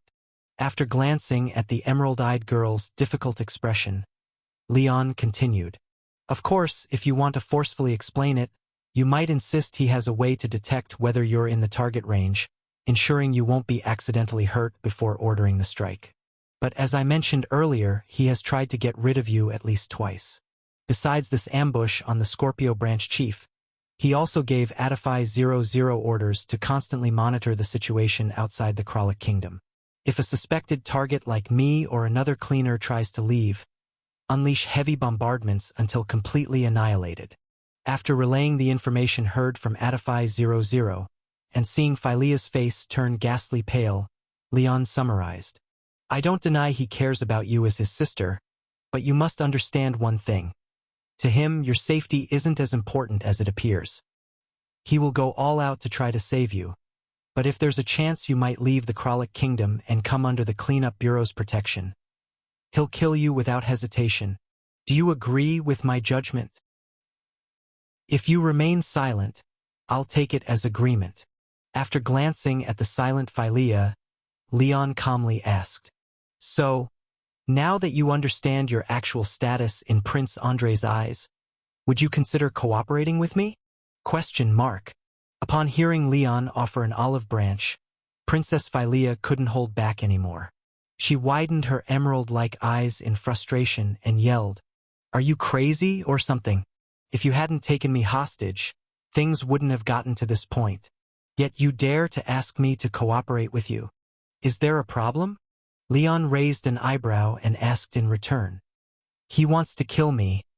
I want to kill him, so we're enemies. Now he wants to kill you, too. So why not turn the tables and cooperate with me to kill him? It's not that simple." Confused by Leon's overly straightforward logic, the emerald-eyed girl stamped her foot, angrily arguing, "If it weren't for you, he wouldn't want to kill me. And if I could be rescued, he wouldn't harm me either. So I just need to wait for him to defeat you, and I'll be saved. Why should I cooperate with you?" Makes sense. After seriously listening to the emerald-eyed girl, Leon nodded in agreement, then took out the silver dagger of cutting, pressing it against her heart, and seriously proposed, "I can leave a mechanism within you ahead of time, like cutting open your heart with this dagger but not piecing it back together. If I destroy the dagger before I die, the ability left on your incision will fail, ensuring my death also means your death. So now you can choose to cooperate with me to defeat Andre. Maybe both of us survive. Or abandon cooperation to see me lose, and accompany me in death while Andre, who tried to kill you twice, ends up surviving. Which outcome do you prefer?" This man, he's practically a devil. Looking at Leon's calm and steady tone, but with words like knives constantly provoking her dark thoughts, the emerald-eyed girl felt a chill running up her back. Subconsciously stepping back to break free from the knife's tip against her skin, Philea covered the slash on her chest with her hand and gritted her teeth. I choose the second option. Prince Andre doesn't really want to kill me. He has his reasons. Compared to surviving by betraying him, I'd rather die with you." Reasons? After exchanging a glance with the sheep head in the emerald-eyed girl's embrace, from the Black Mountain sheep's meaningful expression, Leon got the answer that this is the truth, nodding slightly before questioning again. "So, you and Prince Andre are both members of the organization targeting the royal family?" Seeing Leon disclose her biggest secret, the emerald-eyed girl trembled and spoke in shock. "How did you? Ugh. Don't worry, I'm not bluffing. I genuinely guessed this. After quickly grasping the situation and covering her mouth sharply, Philea's exquisite face was full of regret. Leon shook his head slightly. Earlier, you mentioned Prince Andrei had reasons. I interpret reasons like, if you might fall into the cleanup bureau's hands, he'd have to choose to kill you. This proves there's definitely some kind of restraint on him, and the restraint's content is likely to ensure the royal bloodline must be cut off. Who but that organization could impose such a restraint? Based on my observation of Prince Andrei, this person probably isn't afraid to die and even has slight self-destructive tendencies, so threats of force likely don't affect him much. Then, it must be through receiving some irresistible condition from that organization that he chose to join it and accept such strict restraints. Would you like to tell me about this? It's just because I said he has his reasons, and you deduced all this. Marveling at Leon's perceptiveness, and afraid of accidentally revealing more deadly information, the emerald-eyed girl tightly covered her mouth, deciding not to utter another word to him. However, if you don't want to speak, then don't. Seeing Philea defensively covering her mouth as if guarding against a thief, Leon couldn't help but shake his head slightly and sigh. After all, you are siblings by blood, and under such circumstances, it's normal you're unwilling to betray him. I understand. Feeling Leon's words carried hidden meaning, the emerald-eyed girl held back her curiosity but eventually couldn't help it, covering her mouth and muffledly pursuing. What do you mean? What I mean is, although over 10 years have passed, and the original brain is lost, both your soul and body are indeed the original Princess Philea. Acknowledging her shocked expression, Leon slowly uncovered the truth. I doubted earlier, if you were merely a derived core program from intelligent machinery, it would be impossible to have a genuine soul, incapable of deceiving my eyes. After questioning Adify00, who claims to be your aunt, I confirmed your soul, while somewhat peculiar, is indeed a human soul. You are a recreated Princess Philea through combining the adjusted soul using soul encoding technology with an artificial Philea's body. So you aren't merely a core from intelligent machinery. You are yourself, a living human being. I am human? After listening to Leon's words, Philea was stunned and incredulously asked, "Are you sure?" "I'm very sure." After conveying the information obtained from Adify00 in the briefest possible terms, Leon looked at the somewhat bewildered emerald-eyed girl in front of him and spoke sincerely. "Princess Philea, you should now understand why you must cooperate with me, right?" "Huh." Simply put, choosing to cooperate with me appears to be betraying Prince Andrei on the surface, but in actuality, you're helping him correct his mistakes. Under the bewildered gaze of the emerald-eyed girl, Leon spoke persuasively. "You are not an AI but a human. To prevent you and your brother from dying of illness together, with neither child surviving, your parents had no choice but to make you the core of an AI, a painful decision made out of necessity.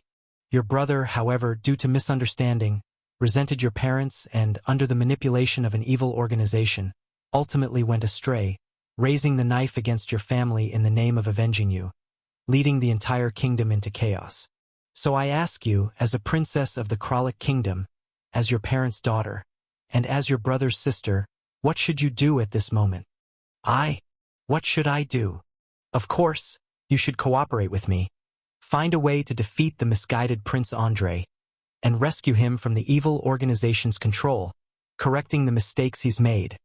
Pulling the confused emerald-eyed girl to sit in the greenery, Leon patted her shoulder, looking serious, and asked sincerely, "Prince Andrei treats you so well. Don't you want to save him?" I want to." With her mind a bit muddled by Leon's words, the emerald-eyed girl opened her mouth, feeling faint before her eyes, and said, "But you just told me he was planning to kill me twice and asked if I wanted to join you against him. Didn't you say he had his reasons?" "I did say that, but..." "Then there's no problem." Forcefully patting Philea's shoulder, interrupting her thoughts, Leon confidently concluded, "His disregard for familial ties in wanting to kill you is proof that he's controlled by the evil organization, and you choose to forgive him because of those ties, even preparing to save him from the evil clutches. Such a touching sibling bond. Isn't it wonderful? Seems wonderful, but why does something seem off?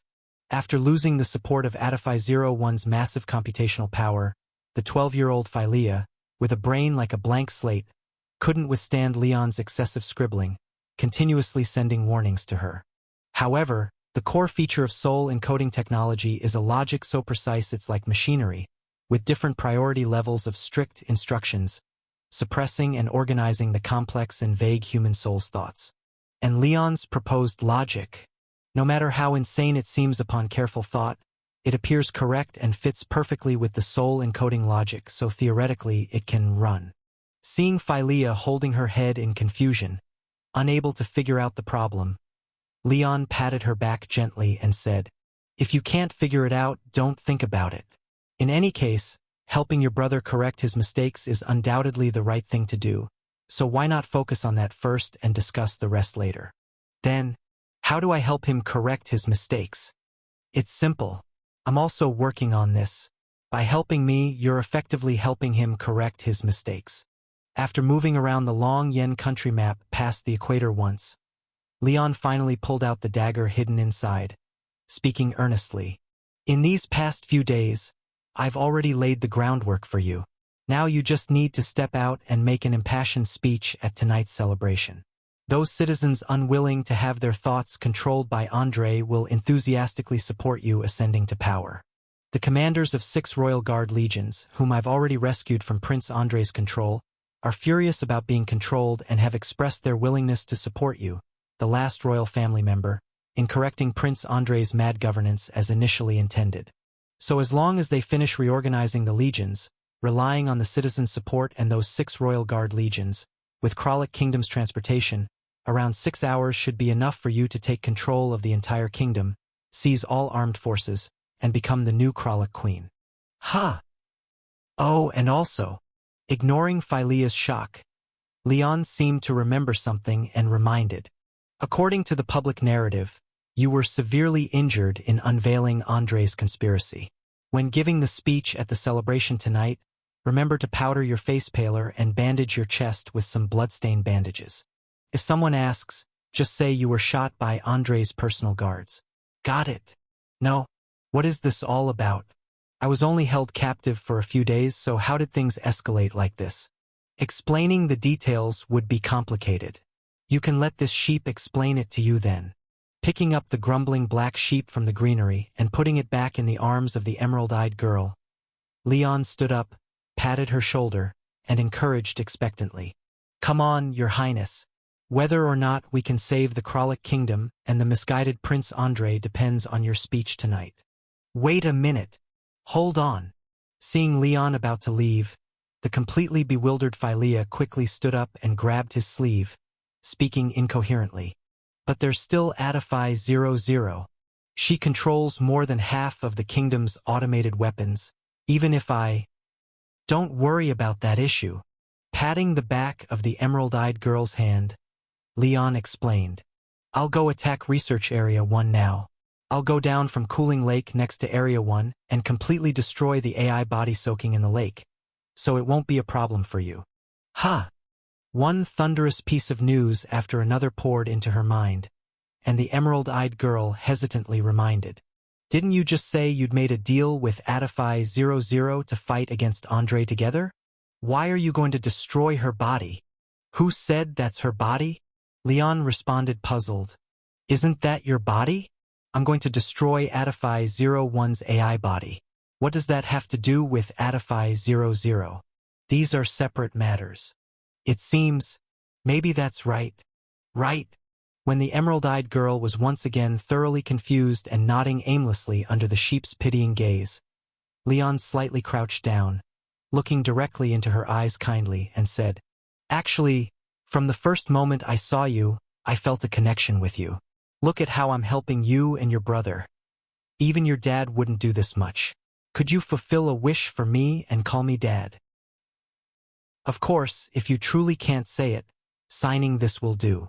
In Phylea's bewildered expression, Leon pulled a sloppily written document from the mirror world and placed her hand on it, while the emerald-eyed girl, in a daze, lowered her head and started reading subconsciously. Considering the significant efforts by international friend Leon Lane to save the Kralik Kingdom, I, in the name of the 6th Princess of the Kralik Kingdom, hereby confer upon him an honorary membership in the Kralik royal family. Through a deceitful act, you successfully obtained an honorary royal member's order from Princess Phylea, age 12, and received a silver identity badge, Kralik Royal Family Honorary. Kralik Royal Family, honorary a royal member of the City of Machinery, Kralik Kingdom.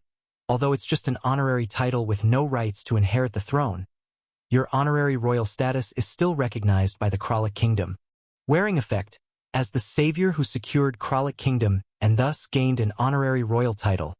You will receive the respect of all Kralik Kingdom citizens and enjoy the same power and treatment as royal family members of the Kralik Kingdom.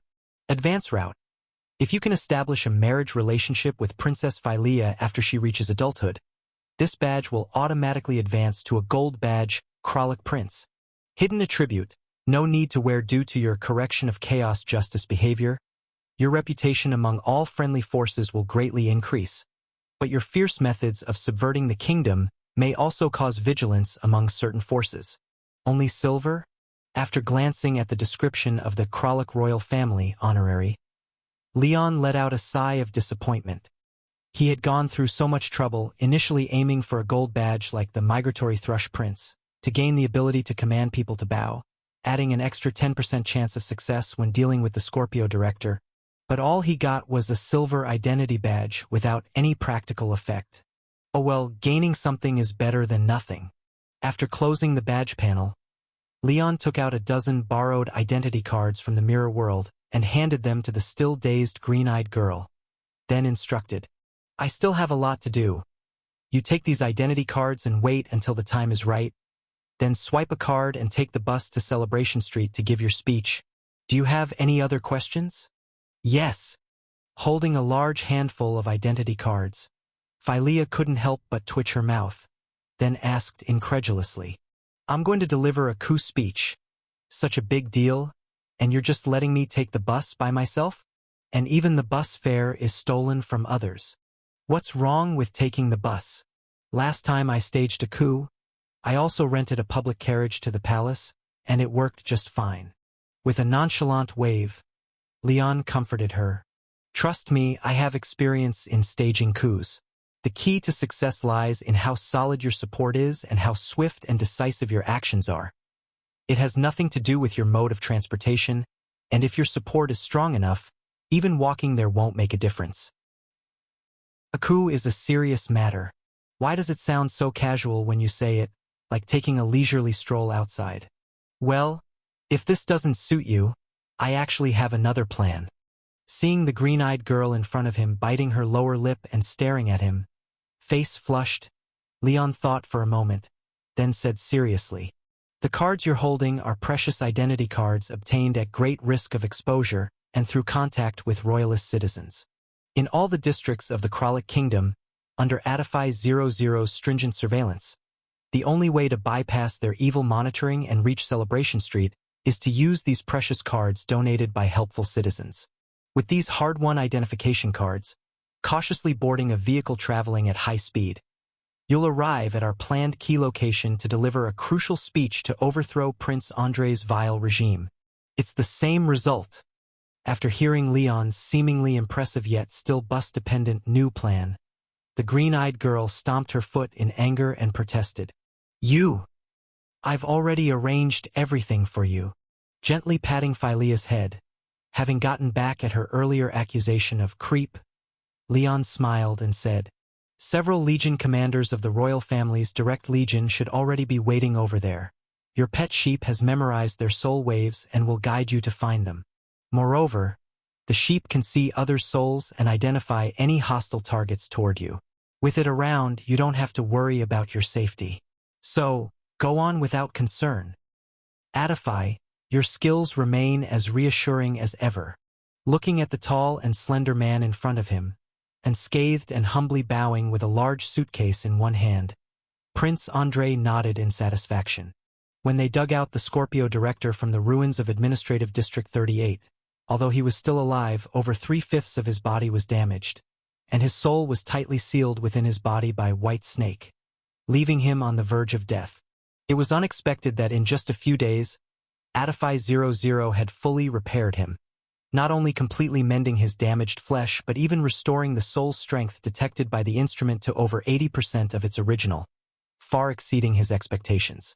This just attests that although her computational ability is not as good as Philea's, as a former chief controller of the #1 science area and a genius scholar qualified to leave a legacy in the Kralik Kingdom, her scientific prowess far exceeds that of Philea, who died at 12. That's rare. Glancing at Prince Andrei, whose expression was surprisingly content and even smiling faintly, Adify-00 commented in astonishment. "You actually say nice things about me? I'm not a nuisance who likes to provoke people. I just don't like what you do and can't be bothered to deal with your movements usually." For some reason, Prince Andrei was in an exceptionally good mood today. After appreciating the very lively Scorpio director in front of them, he turned to Adify-00 with a smile, saying, "You did a great job this time. Naturally, I won't criticize you without reason." Why does he seem a little strange? Watching Andrei, who was usually aloof but now had a downright sunny demeanor, Adify-00 blinked, momentarily unaccustomed to this new disposition. Actually, the puppet isn't as good as it seems. For some reason, Andrei's sunny disposition made Adify-00 a bit uneasy, so after a moment of hesitation, she decided to be straightforward about a situation she'd initially intended to keep under wraps, and said, "His body may still look human, but its form and structure are more than just human. There are many parts that surpass human limits, essentially making him a different species altogether. Although I repaired as much as possible and even integrated some of the divine blood and flesh provided by Aquarius Director in the past, the material strength is insufficient, not reaching his original capabilities, and under full exertion, his patched-up body could experience a collapse. It's all right." After carefully listening to Adify-01's account, Prince Andrei nodded and then smiled as he replied, "According to the Slaughter King Association, this Scorpio branch chief's level, while not yet at the Pillar God level, is not far off. In terms from the Cleanup Bureau, it's around the level of 70 Leon value. And the materials you have at hand are merely the flesh and blood of ordinary true gods who died long ago. Not only do they differ greatly from the human body, but the best quality only just broke the level of 60 Leon value. It's not your fault that they can't fully compensate." Prince Andrei today, is he being too easygoing? Seeing that after hearing about the actual situation with the Scorpio Bureau chief's body, Andrei's attitude remained good. Even taking the initiative to excuse her, left Adify-01 feeling uneasy. A kind of instinct different from synthetic inference, a human brain leftover, was frantically warning her that if she doesn't break this abnormality, what awaits her might not be something good. In fact, there are also some defects with his soul. Unconsciously clenching her fists, Adify-01 calmly said, "As you know, the strength of his soul is fundamentally different from all previous experimental materials, and my soul encoding technology still cannot perfectly parse a soul of such power.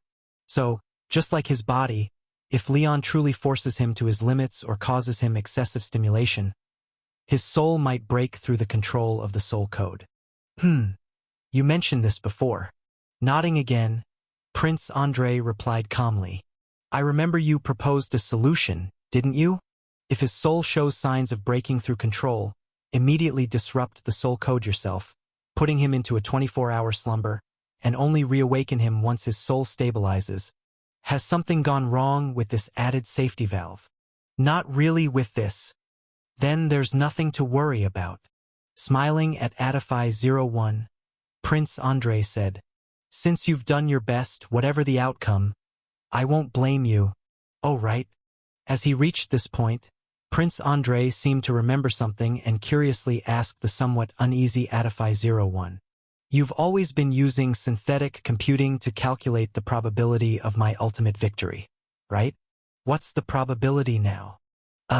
About 64%. Feeling a chill down her spine, Adify-01 instinctively took half a step back, then explained, Previously it was 73, but that Leon Prince is stronger than I originally assessed, along with the Scorpio Bureau Chief's poor condition, so your success rate dropped a bit, but it's still about 60% higher than that of Leon Prince. I see. Nodding indifferently, Prince Andre smiled. I trust the probabilities you calculate, but whether the change from 73 to 64 is due to the Scorpio Bureau Chief's poor condition, or because you're preparing to completely align with Leon Prince? He knows. Startled by Andre's question, Adify01 instinctively retorted with a smile. My dear Andre, your aunt loves you very much. Why would you have such strange thoughts? Don't worry, I don't mean to blame you. Interrupting Adify01, Prince Andre smiled and said nonchalantly, though you don't have good intentions, your dealings with him were actually tacitly approved by me. Otherwise, I would have used the Scepter of Time Division to simply order you not to interact with him, right? In Adify01's uncertain expression, Prince Andre moved to a corner of the room, took an easel out of the cabinet, and started drawing on it. As he calmly pursued his inquiry, I did consider you might collaborate with him. After all, I've indeed kept you locked up for many years, so it's normal for you to harbor resentment towards me. Wishing to partner with others to overturn me is even more reasonable. Yet, from some details within your collaboration, it seems he is the mastermind behind the plan, and you appear to be completely subservient, just following his lead from start to finish, so...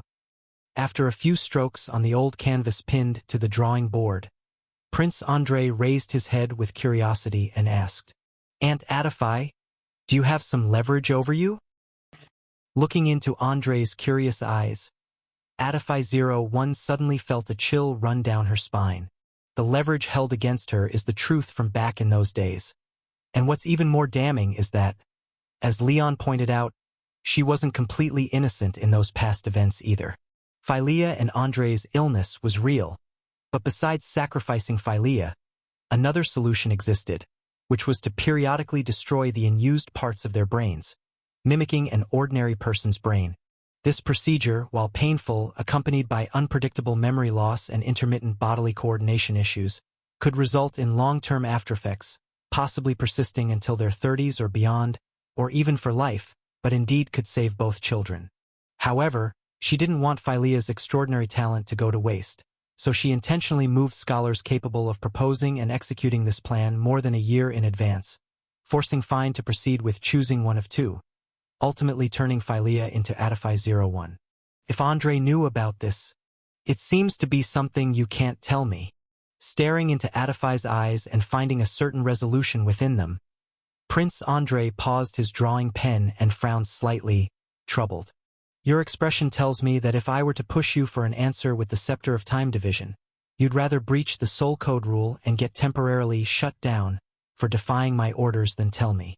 Yes. Taking a deep breath, Adify01's expression calmed. Then she smiled at Andre and said, Andre, every person has secrets they don't want others to know. Learning to avoid these things is an unspoken rule among adults. Not probing into other secrets is beneficial for you, me, and everyone. Heh! Hearing Adify's words, Andre chuckled lightly and couldn't help but remark, how interesting. Father mentioned that you always despised such unscientific matters like interpersonal relationships, yet here you are saying such things. All right, since you don't want to tell, I'll just guess myself. Bowing his head, he sketched a few strokes, capturing Adify01's silhouette in the corner of the canvas. Then, in Adify01's rather troubled expression, Prince Andre, without lifting his head, said, Aunt Adify, what you prefer to trigger the soul code to be forcibly shut down rather than tell me, isn't about my and Philea's choose one of two back then, is it? He knows. He already knows. Though there was already a vague premonition in her heart, Adify00 couldn't help but shiver when Andre casually revealed the truth she had desperately hidden. Looking at Prince Andre before her, who was focused on painting an oil painting and hadn't even glanced at her, Adify00, after a moment of silence, suppressed her violently beating heart and asked as calmly as possible, When did you find out about what happened back then? Upon hearing Adify00's question, Prince Andrei's brush faltered slightly, leaving a speckled stain on Adify 00's dress hem in the painting. Not too early, not too late, right after I killed my father. Picking up a scraper from the side, Andrei Prince removed the speckled stain from Adify 00's dress position while applying paint again, with an air of loneliness. As you said before, my talent is on par with Philea's, but unlike her, my talent lies in art. In essence, artistic talent is nothing more than superior insight and a far more sensitive inner world than others. When my father heard my reason for attacking him, his face was not filled with anger and hatred towards me, but rather with sorrow and self-reproach. It was then I realized the truth about what happened back then wasn't what I had thought. After fixing the recent mistake, looking at the stern face of the heroic, middle-aged man in the center of the canvas, Prince Andrei couldn't help but reach out and gently touch the face of King Fine in the painting, then said with lowered brows and eyes, "A person who would sacrifice his daughter for power, violating the parental instinct to devote themselves to their children, must be extremely selfish. Such a person, even if wrong, would not blame himself, but would instead try to shirk responsibility and pin it on others. His reaction told me he's not that kind of person. Unfortunately, due to what happened back then, every time I saw my father over these years, my mind was filled with Philea weeping in pain and asking how long the surgery would take, leaving no room for any extra thoughts. And by the time I discovered all this and understood things weren't as I thought, that my father and mother seemed to have their own difficulties. My hands were already stained with blood, and there was no going back." At this point, Prince Andrei suddenly looked up, called out to Adify 00, and then gently asked, "I've finished your portrait. Come see if it resembles you?" "I'd rather not go over." Looking at Andrei's increasingly gentle face, some instinct to avoid danger, even after being transformed into a mechanical core, began warning Adify 00 frantically once again. Faced with Prince Andrei's invitation, she shook her head without hesitation. "I've seen your painting skills, even without looking. I know it must look just like me. You should come and take a look." Two gem scepters, one long, one short, appeared in Andrei's hand at some point. After smiling at the suddenly tense Adify 00, he said, "Aunt Adify, you wouldn't want me to forcibly shut you down over such a trivial matter as just taking a glance at my painting, right?" Though her instincts kept warning her, faced with the threat of being completely shut down, Adify 00 bit her lip and still stepped forward, stood beside Prince Andrei, and looked at the somewhat old canvas on the easel. The canvas depicted a scene, probably from a royal banquet. In the long-abandoned garden at the back of the royal palace, several familiar royal family members were gathered around King Fine and his spouse, along with two fully grown princes, sitting on the dais behind them. And on the green lawn ahead, a dozen or so children not yet matured were chasing and playing, scrambling for a colorful painted gold ball. The child leading the pack seemed to be a young Andrei. Looking at this joyous and peaceful painting, and herself in the corner with thick glasses, holding a brain model while measuring and writing something, Adify 00's heart calmed a bit. Then she said somewhat nostalgically, "Is this from Philea's first birthday, when Fine invited clan members and his friends to the palace banquet with their children?" "Yes." After glancing at the queen holding a pink baby with green eyes, and then at the scene of chasing balls with carefree abandon on the grass, Prince Andrei put down the brush and scepter and said, full of warmth, "That day was the happiest of my life. If only time could stop flowing and forever stay on that day. Aunt Adify, wouldn't it be wonderful?" Looking at Andrei's increasingly gentle expression, Adify 00 couldn't help but unconsciously hold her breath, then nodded in agreement. That period was indeed nice, quite nostalgic. "It's wonderful that you feel that way." After laughing towards Adify 00, Prince Andrei grabbed her arm, and then, with an expression of surprise, pressed her hand forcefully against the canvas on the still wet Adify. "Aunt Adify, I hope you can be happy in the future." Hearing Prince Andrei's strange blessing, Adify was suddenly shocked, but before she could speak, the canvas Adify suddenly began to move. In Adify's terrified eyes, those colorful paints astonishingly left the old canvas, climbing along her fingers rapidly to cover her entire body.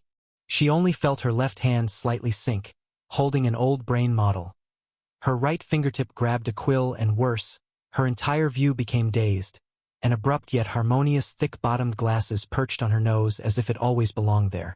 "Andre, don't worry, Aunt Adify, everything will be fine." Watching Adify, covered in colorful oil paints with form, clothes, and facial features all morphing into his memory of her. Prince Andre nodded satisfactorily and gently responded. "You wait over there for a while. Phylea and I will arrive later. Everyone won't be missing. You! Look! The banquet has already begun." Gesturing to the lively feast that somehow began, with glasses clinking and laughter, Andre softly said, "Aunt Adify, Father and the others have waited for you many years. Look, they're waving at you." With Andre's words, the final piece of paint covered her, completely masking Adify 00's terrified face. When she reopened her eyes, it was no longer the original chamber, but the host guest enjoying banquet from years ago. And King Fine, who had died years ago, was frowning at her holding the brain model and notes, cuffs stained with ink and smudges, giving a helpless yet doting look. "Atifi." After calling out, King Fine, sitting on the ground, waved to her and admonished, "Can't you put down those studies? Even at Big Brother's banquet, you must bring them." Watching his sister standing dazedly, King Fine doubtfully frowned. "What's wrong? Why are you silent?" I'm very busy. The development of Soul Code is at a critical stage. If you hadn't insisted, I wouldn't have come." After a few seconds of delay, Adify 00 mirrored his helpless expression, complaining with a headache. "Just this once. Next time don't call me. This rare and difficult task. I hope this is the last time you'll find me for it." As Adify, wrapped in paint, entered the painting and returned to that year's banquet, Leon carefully stepped into the cooling lake behind Research Facility No. 1, his feet treading through restless waters. "Don't worry. Just keep going forward boldly. There shouldn't be any issues." Noticing Leon seemed a bit nervous, the female cleaner Mona's soul emerged and comforted him. "No matter what stands in between, my forward path can always open a road, even crossing life and death temporarily if not for that death messenger stopping us before. This is just a small lake. As long as you leave a bit of strength to ensure the effect of forward path doesn't suddenly cut off, you won't drown in the lake water." Leon responded and then explained, "Actually, I'm not worried about drowning but about being detected by the abnormal object detection instruments. If the Scorpio Bureau intercepts us before we destroy the intelligence machine core, Phylea's coup will become a joke. There's no need to worry too much about that." After hearing Leon's concerns, the fishing guy Frankie also piped up, speculating together. Among the abnormal objects frequently used by Director Edward, most are rule-based and offensive types. The few defensive ones are mostly for single-target defense, lacking in large-scale protection measures. And the intelligence machines of the Kralik Kingdom are so large, there's always a place he can't cover. Even if intercepted by the Director's puppet, our goal to destroy the intelligence machine is still achievable. "Let's hope so." Not sounding very confident, Leon squinted at the huge circular shadow at the bottom of the cooling lake and frowned slightly. "Senior Rubin, what kind of abnormal objects does Director Edward commonly use?" The Director has a very special abnormal object, probably named Between Puppets, that can enhance puppets and dolls to ensure they can't be destroyed by any means. Hence he loves to collect various puppet-type abnormal objects. After hearing Leon's question, Rubin's soul also emerged and replied, "The most commonly used one is a pale doll covered in thorns. Anyone it gazes upon whose Leon value is lower than the Director's will be forcibly transformed into a similar doll and suffer the same damage as the pale doll. Second most common is a cross puppet board hanging with many transparent strings. If these strings touch you, you lose control of your body and become a puppet manipulated by him. Then there are a dozen or so dolls, each with different effects, or uniquely shaped transforming puppets, to handle various unexpected situations and use in different environments. What about in the sea? I'm not sure about the sea. The female cleaner Mona shook her head. Director Edward hasn't often taken us on missions, nor has he gone underwater with us. But he did mention once that he does possess corresponding abnormal objects for that. I see. Hearing this, Leon nodded and then pointed to the massive shadow below. His brow furrowed as he inquired. The thing down there, is it not one of the abnormal objects your director uses in the water? The thing down there? Upon Leon's inquiry, the three cleaners of the Scorpio branch were taken aback, then all simultaneously leaning forward to look down, followed by a collective sharp intake of breath. Lo and behold, as Leon ventured deeper into the cooling lake, the huge circular shadow below finally revealed its true form. The intelligence machine body they were looking for was still deeper at the lake's bottom, and what they initially thought to be the machine body was actually a gigantic strange fish suspended vertically in the lake. In the dim light of the lake bed, the streamlined tubular body of the fish was completely made of wood, coated with waterproof paint. Its two enormous pectoral fins were tightly pressed against its belly, glimmering with a metallic luster. The crescent-shaped flattened caudal fin below was made of some unknown strange material, neither stone nor jade, appearing extremely heavy. Each subtle sway stirred strong currents in the lake. This is way too big. Looking at the giant fish puppet over 20 meters long, the size of an 8-story building, the four of them felt their scalps tingle. Even among cleaners with abnormal objects, there aren't many who can spar with such a large creature underwater, let alone one reinforced by between puppets, making it indestructible. With its predictable power and toughness, if this thing caught up and struck, even people made of iron would likely turn into flat iron discs. More troublesome was, before Leon could react, the overwhelmingly intimidating puppet fish had already responded first, spreading its metal fins on its sides, slashing through the water, and then with a powerful swipe, shot up instantly. Oh crap! Seeing the puppet giant whale below accelerating like an arrow leaving the bowstring, Leon discarded his backup plan, chugged a bottle of liquor, and threw a handful of hazelnut-sized seeded shells. Reuben! Right away! With Mona's urgent reminder, Reuben's weak soul suddenly blazed, and the seeds thrown by Leon rapidly expanded, aging in seconds to produce hardened fruit the size of small tabletops. Prepared in advance, Frankie flung out a tangle of transparent fishing lines, connecting these odd-looking large fruits to form a massive net anchored by weights on all sides. Boom! The giant strange fish surged upward blindly, crashing straight into the net without dodging, slightly slowing down but still bull-headedly pushing against the hundreds of table-sized weights, continuing its determined ascent. How is that possible? Seeing their combined effort with Frankie's only briefly stalled the fish, Reuben was astonished. Those were specially chosen seeds. Even without Frankie's net, the weight of over 100 shell pieces of sunken wood should be around 80 or 90 tons. How could the fish still push upward with such a heavy load? I'll do it! Without anyone maintaining the path, forward path in the lake was fractured by the fish's massive water currents, with water seeping in from all sides. Taking advantage of the fish's deceleration, the now fully activated immortal of liquor Leon seized the silver dagger of cutting tight, diving underwater in reverse to slash directly at the charging whalehead. It's over. Watching as Leon, instead of accelerating to escape the cooling lake when the giant monster fish was momentarily blocked, turned back to charge, the tall, lean man holding a large suitcase at the bottom of the lake couldn't help but slightly curl the corners of his mouth. This whale-shark puppet of mine, though it only possesses the simplest capabilities like fin slapping and full-force collision, without any impressive special abilities, sometimes the sheer force of physical destruction itself is the most insurmountable attack. When a colossal beast weighing over 100 tons hurls itself at full speed of over 40 knots an hour, the impact it creates is beyond what an average person can imagine. Even the largest unanchored ship in Thousand Sails maritime country finds it hard to withstand the full impact of the whale-shark puppet. With Leon's physical strength only slightly better than an ordinary human's, he likely doesn't even have a chance to become a fragmented mess. by my judgment, more likely than not, he would be smeared onto it, body and blade together, becoming an unremovable stain on the whale's head upon first contact.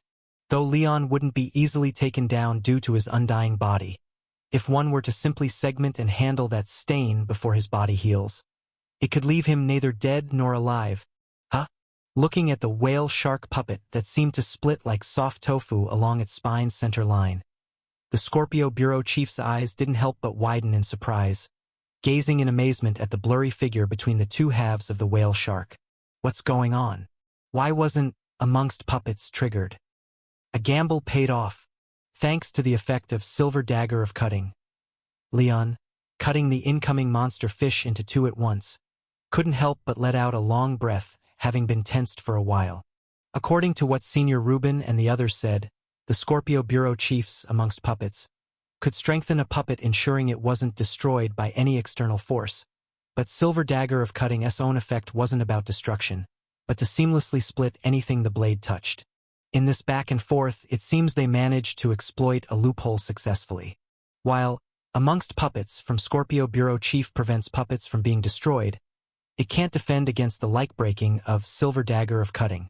This knife, gifted by the Aquarius director, happens to be the nemesis of the Scorpio Bureau chief. Leon, taking a slight breath, once again used Forward Path, dispersing the lake water that had leaked around him, and then raised his hand to again throw out a large cluster of seeds. Senior Reuben. Right away.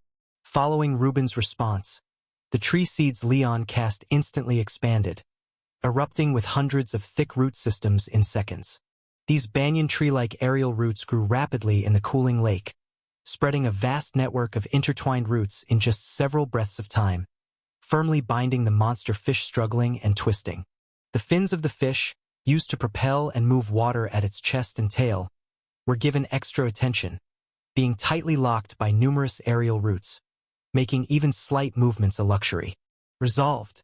With the monster fish split in half and completely restrained, a subtle sense of relief washed over one person and three souls. No matter the level of destruction this monster fish could unleash at full sprint, after being tied up by Reuben just like this, it probably couldn't ram ahead anymore. The next step is to just, well done. A voice, all too familiar to the four, suddenly sounded off nearby, causing the one person and three souls to instantly tense up. When Leon looked towards the voice, he found the Scorpio Bureau chief, who had disappeared for many days, with his somewhat old large suitcase, stepping into the water-free zone separated by Forward Path, blocking the path with a playful expression. Reuben, Mona, Frankie. After calling the names of the three Scorpio branch cleaners, with a sense of joy, the Scorpio Bureau chief said, "I thought you all had been blown up. Didn't expect to see you again. This is truly wonderful." Director Edward. Upon hearing the Scorpio Bureau chief's words, complex expressions unfolded on the faces of the three Scorpio branch cleaners. Good news, the director isn't dead. Bad news, he's switched sides. Worse news, if we can't beat him, we're finished. Director, the three of us are actually already dead. After receiving Leon's stall for time cue, the female cleaner Mona steadied herself and spoke complexly. Leon went to the realm of the dead just in time, and when the Grim Reaper wanted to eat us, drove him away and pulled the three of us back. I see. Upon hearing this, the Scorpio Bureau chief shifted his gaze to Leon, a slight gratitude crossing his features as he said, "Thank you for saving Mona and the others. To be honest, I'm really grateful I didn't refuse when they wanted you to participate in this mission." "You're welcome." Nodding slightly to the Scorpio Bureau chief, as Leon stealthily touched the split halves of the whale-shark puppet nearby, he asked hopefully, "So, given that I saved your subordinates' lives, when we start fighting later, can you go a bit easy on us? Easing up is off the table, but I can try to leave you with an intact corpse." With a thankful smile towards the speechless Leon, the Scorpio Bureau chief pulled out a rapier and said, somewhat awkwardly, "Actually, I'm fully conscious now. I know you are on the right side. You might even be here to save me. But there's nothing I can do. My soul has been manipulated. My rightful cognition is suppressed. Right now I'm wholly prepared to kill you, and I cannot resist this notion, Can you understand this? I understand your mom. After hearing the Scorpio bureau chief's words, Leon, whose intoxication was slowly rising, let out a sarcastic laugh, rarely issuing a provocation. Then just give it a try. Glancing at the Scorpio bureau chief's chaotic soul and then at his distinctly different colored hands, one yellow and one white, Leon abruptly lowered his stance and, fueled by alcohol, recklessly charged forward with the dagger. Given your current state, it's not clear who will end up killing whom. 30 seconds later. You're really hard to kill. After snatching the silver dagger of cutting from Leon's hand, poking towards his eyelids several times and not even being able to cut down an eyelash, the Scorpio bureau chief exclaimed in awe, "What on earth is this abnormal object? It actually directly immunizes against all harm. Even the soul-gnawing puppet doesn't work? Is this what you used back then to hold off the King of Nightmares? What's wrong? Why aren't you saying anything?" Upon hearing the Scorpio bureau chief's curious question, Leon, gripped by a peculiar puppet figure with 20 pairs of arms, couldn't help but roll his eyes fiercely at him. Having just spoke harshly under the influence of alcohol, and failing to last a minute before falling, where's my face to make a sound? Although I knew before coming that the odds against the director were slim, this is just too miserable. Just like Leon, who immediately went silent after losing, facing a battle outcome that couldn't be described as anything but a total, disheartening defeat. The three cleaners of the Scorpio branch had no choice but to return dejectedly into Leon's belly, filled with despair.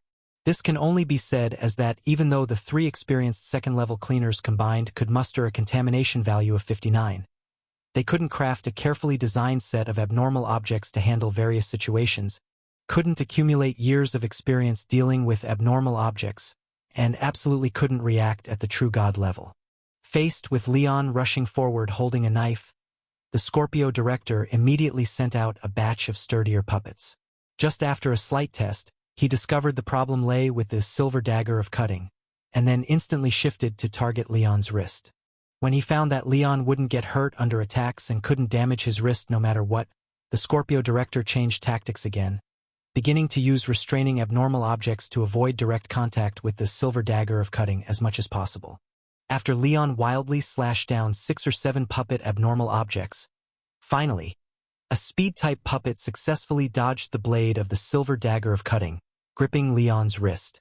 With the only weapon capable of breaking through the puppet domain, being restrained and lacking other powerful offensive means, confronting a crowd of indestructible dolls, Leon had no other path but to surrender. Having finished his harsh words, Leon didn't even reach the Scorpio director. He was just 5 or 6 steps away when a swarm of dolls shot out from a suitcase and buried him, pinning him down with numerous hands, completing a textbook falls from grace at light speed.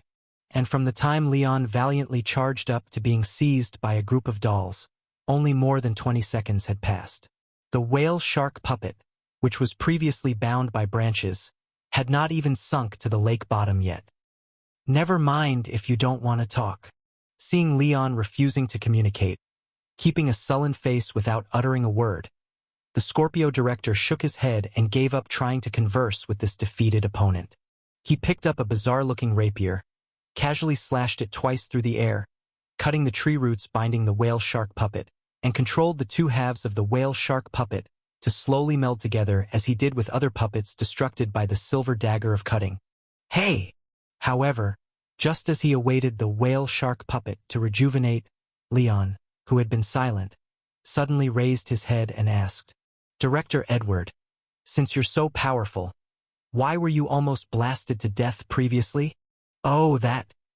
Hearing Leon's question, the Scorpio director hesitated for a moment, seemingly unsure if it would breach confidentiality, but seeing Leon couldn't escape now that he had caught him, he contemplated and decided to answer. 2 weeks before the attack on Ruben and me, the entire Kralik Kingdom's sprinkler system had been infused with diluted adrenaline antidote. Though normally unnoticeable at critical moments, my reaction speed couldn't rise, so I couldn't even activate my life-saving surrogate doll. By the way, when you suddenly vomited on me at that time, though I couldn't dodge and got it all over, that was the adrenaline antidote taking effect. It's a pity. If only I had realized it then, maybe I wouldn't have ended up like this. Knocked down by just a little bit of antidote? Glancing at the somewhat unwilling expression of the Scorpio director, Leon frowned and said, "After Mona and the others died, they almost came back from the realm of the dead. With your ranking, even if your physical body was destroyed, couldn't you have fought on for a while relying on your soul?" "Yes, but my soul was sealed." Sighing deeply, the Scorpio director chatted leisurely with Leon while waiting for the whale shark to merge. Prince Andre is a member of the Slaughter King Association. He got their help to kill a true god, burned its flesh and blood, and sent the power of one of its members into the scene. When I was preparing to separate my soul from my body, part of the power from the Slaughter King Association forcibly pushed my soul back. And because the soul's dependence on the body is the law of this world, the soul can't remain conscious separately when the body faints, which is how I got captured. Slaughter King Association. After firmly remembering that name, Leon continued to ask with disdain, "So you didn't even resist and got caught right away?" "Not really, I resisted a bit." The Scorpio director shook his head and explained. But Prince Andre dismantled and decomposed all the abnormal objects seized from the Gemini branch's warehouse and made something called position stones from the materials, spreading them across over 800 districts of the Kralik Kingdom. When I strived to fight back, I was already on the brink of exhaustion, and then being dispersed by those position stones, rendering only 1/8 of the effect. It didn't cause much damage and was blocked. It probably just jolted the entire Kralik Kingdom. After detailing the failure, the Scorpio director simply sat cross-legged smilingly, proactively inquired, "Do you have any other questions? Considering that you saved Reuben and the others once, before your immortal abnormal objects effect ends and I kill you completely, I can satisfy a bit more of your curiosity." "No, I've asked about everything I wanted to know." Hearing the Scorpio director's words, Leon slightly shook his head, pondered for a while, and then spoke. "Director Edward, how about this? Considering how patient you are with me, after this is over, if you want to know how you actually lost, I can give you a proper answer then." Question mark. The Scorpio director paused slightly, then frowned and said, "What are you trying to say? I don't get your point." Hiccup. "You'll understand soon." "Oh, by the way." After a hiccup full of the smell of alcohol, having achieved the goal of stalling for time, Leon grinned, then indicated with his chin towards the foot of the Scorpio director feet, happily asking, "Do you like pretty feet?" Still unable to follow Leon's train of thought, the utterly baffled Scorpio director could only follow his gaze to his feet, and then he noticed a sculpture of a human right foot with smooth muscles and clear bones, looking just like marble. "What is this?" With new curiosity, Scorpio director heard Leon smilingly explain. "This is called the Foot of Fitness, an abnormal object I crafted myself. Its effect is to make the right foot especially beautiful, and now it's yours." "For me? What am I supposed to do with this?" Still not understanding Leon's intention, the Scorpio director was just about to continue his question but suddenly realized something was amiss. At the moment that beautiful foot appeared, it felt as if something was suddenly missing from his heart. Meanwhile, the whale shark puppet, already sunk into the bottom, eerily turned around, flapping its chest and tail fins for a full charge, crashing into the cooling lake bottom's intelligent core. Before the sound of this violent impact could reach them, the glass protective layer, 2 meters thick around the intelligent core, exploded in the Scorpio director's shock-stricken gaze, and a massive volume of lake water poured in, crushing the structure of the exceedingly intricate machinery inside.